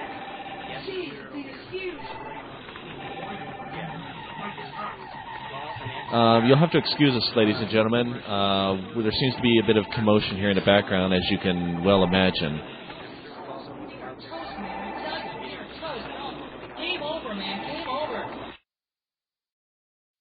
Kinds of really neato bafo sacco contests for you to enter and have fun with. We started, of course, with a Name That Voice contest that actually premiered in conjunction with our first new episode of The Glowing Dial. And what do you... John, what? The board op is holding up sorry. something there. Sorry, folks. Take a look. Apparently, we have been interrupted. Are we on now? We are on now. We were interrupted just a moment ago. So, again? Folks, I'm not sure what you heard and what you did not hear. What's going on around here? I don't know. They cut us off again, apparently. Whatever this is, it better be good. All right, he's holding something up into the window. It says bulletin. Bulletin, yeah. Bulletin. Yeah, I see it. All right, that doesn't tell me a whole lot. I'm not getting you through my headset here. What bulletin? What? Oh, it's Steve. Look at this. Invasion? Invasion. Invasion of what? I have no idea. Invasion. Do we have ants around the studio? What? What's going on here? Better call an exterminator. Exterminator here? What? Better call the Orkin Man. No, this is not a commercial. That's not our sponsor, actually. We're sustained, aren't we? We don't have a sponsor, per se. All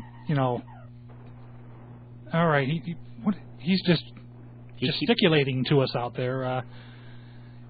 It just occurred to me, I think we've been had, sir. What? What do you mean? We're doing a Halloween show, are we not? Yeah.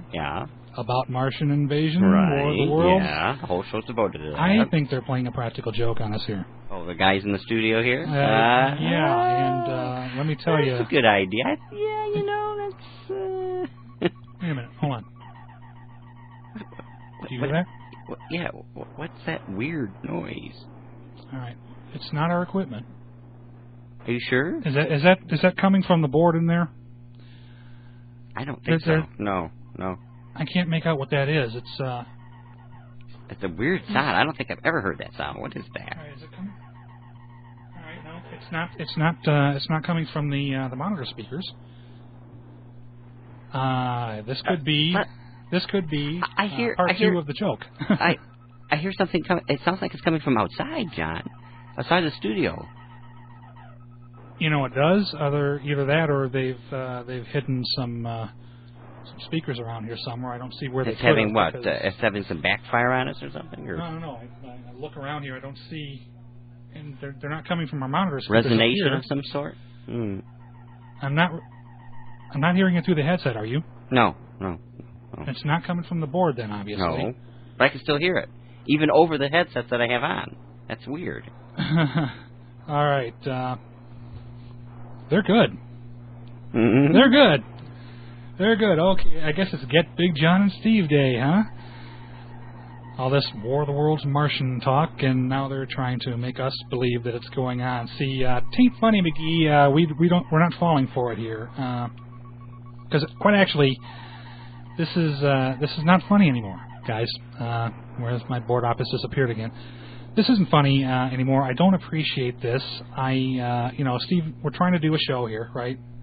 And we put a lot of work into these shows. And if this, I don't like these interruptions. I don't like these disappearing either. I don't like these interruptions, though. There's somebody that's not long for a job there. Let me tell you. If this is for real, whatever's going on, whatever these interruptions are, if this is for real, it's our job to inform the public, obviously. But if this is a joke, I swear to you, somebody is going to get their rump kicked, but good. All right, I think we're just about out of time here, Steve. So I think we're just going to let's just try to close the show here, shall we? Okay. All right. We're just about out of time here, folks. The clock is ticking us down here, so we'll just quickly remind you to what in the world is. I'm sorry. We'd like to remind you to check out the Glowing Dial page, glowingdial.com, the Yesterday USA page, which is yesterdayyusa.com, and the Vintage Radio Place, which is Jerry Handage's site, and you can... that noise is so annoying. What is that? Yes, if you... louder. Actually, the Vintage Radio Place, Jerry Handage's site, you can go there and you can hear the Glowing Dial in wonderful streaming audio. And also, please check out our latest contest, if you would, as well. And as you can hear, well, there's something that's working. Our music, our closing theme there. There we go. Closing our theme, foxtrot there. The Stumbling Foxtrot, Paul Whiteman and his orchestra. Mm-hmm. So I think this sound is getting actually a little louder here. We've got to find out what's on. Before Steve and I get eaten by Martians, folks, this is... I can't stop laughing here. This is weird.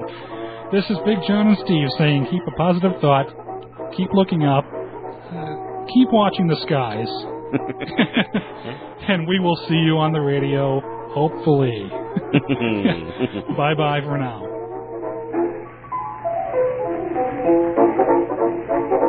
All right. Okay.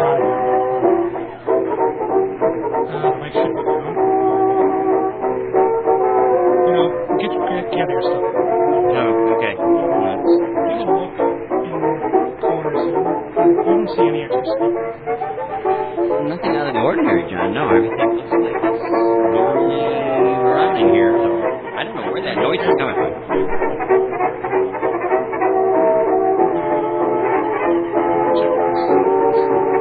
Okay. Somebody's in there.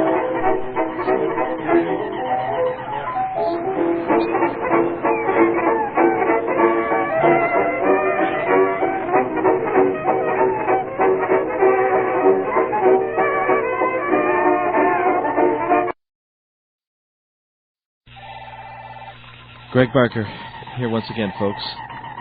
As I report this to you, I can hear the alien war machines outside. They're coming closer. Must be about a block away by now. You've probably already caught the sound on your radios. If you're still alive, that is. The sound, it's getting louder. They must be, right outside the station now.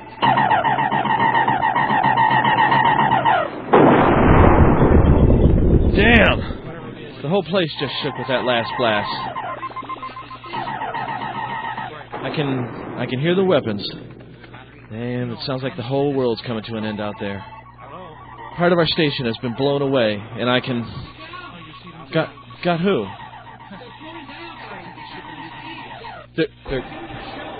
They're gone? They're dead?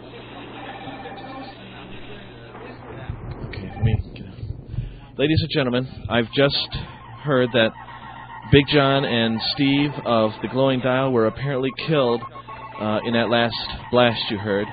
I don't know what's to become of us now. I think I think we're finished. In fact, I know we are. There's black smoke coming from underneath the door to the studio. I can see it. It's coming through the air ducts too. I wish I had a gas mask for all the good that it would do me. I feel like I'm about to pass out. This is probably the end. This is Greg Barker signing off.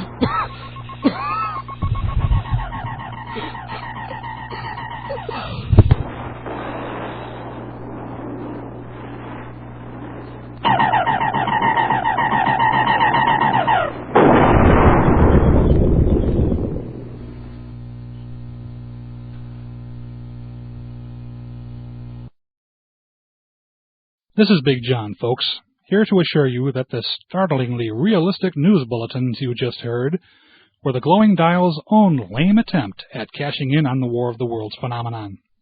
Starting now, we couldn't soap all your windows or toilet paper your maple trees, so we did the best next thing. We annihilated the world and ourselves before your very ears and did it on a very low budget. Hopefully, we have not utterly destroyed glowingdial.com or the Old Time Radio Network. If we did, then I guess we're out of a job. You will be pleased, I hope, to find that we didn't mean it. We were just looking for an inexpensive gimmick to close the show with. So for now, this is Big John and Steve saying keep a positive thought, keep looking up, keep watching the skies, think big, and we'll see you on the radio.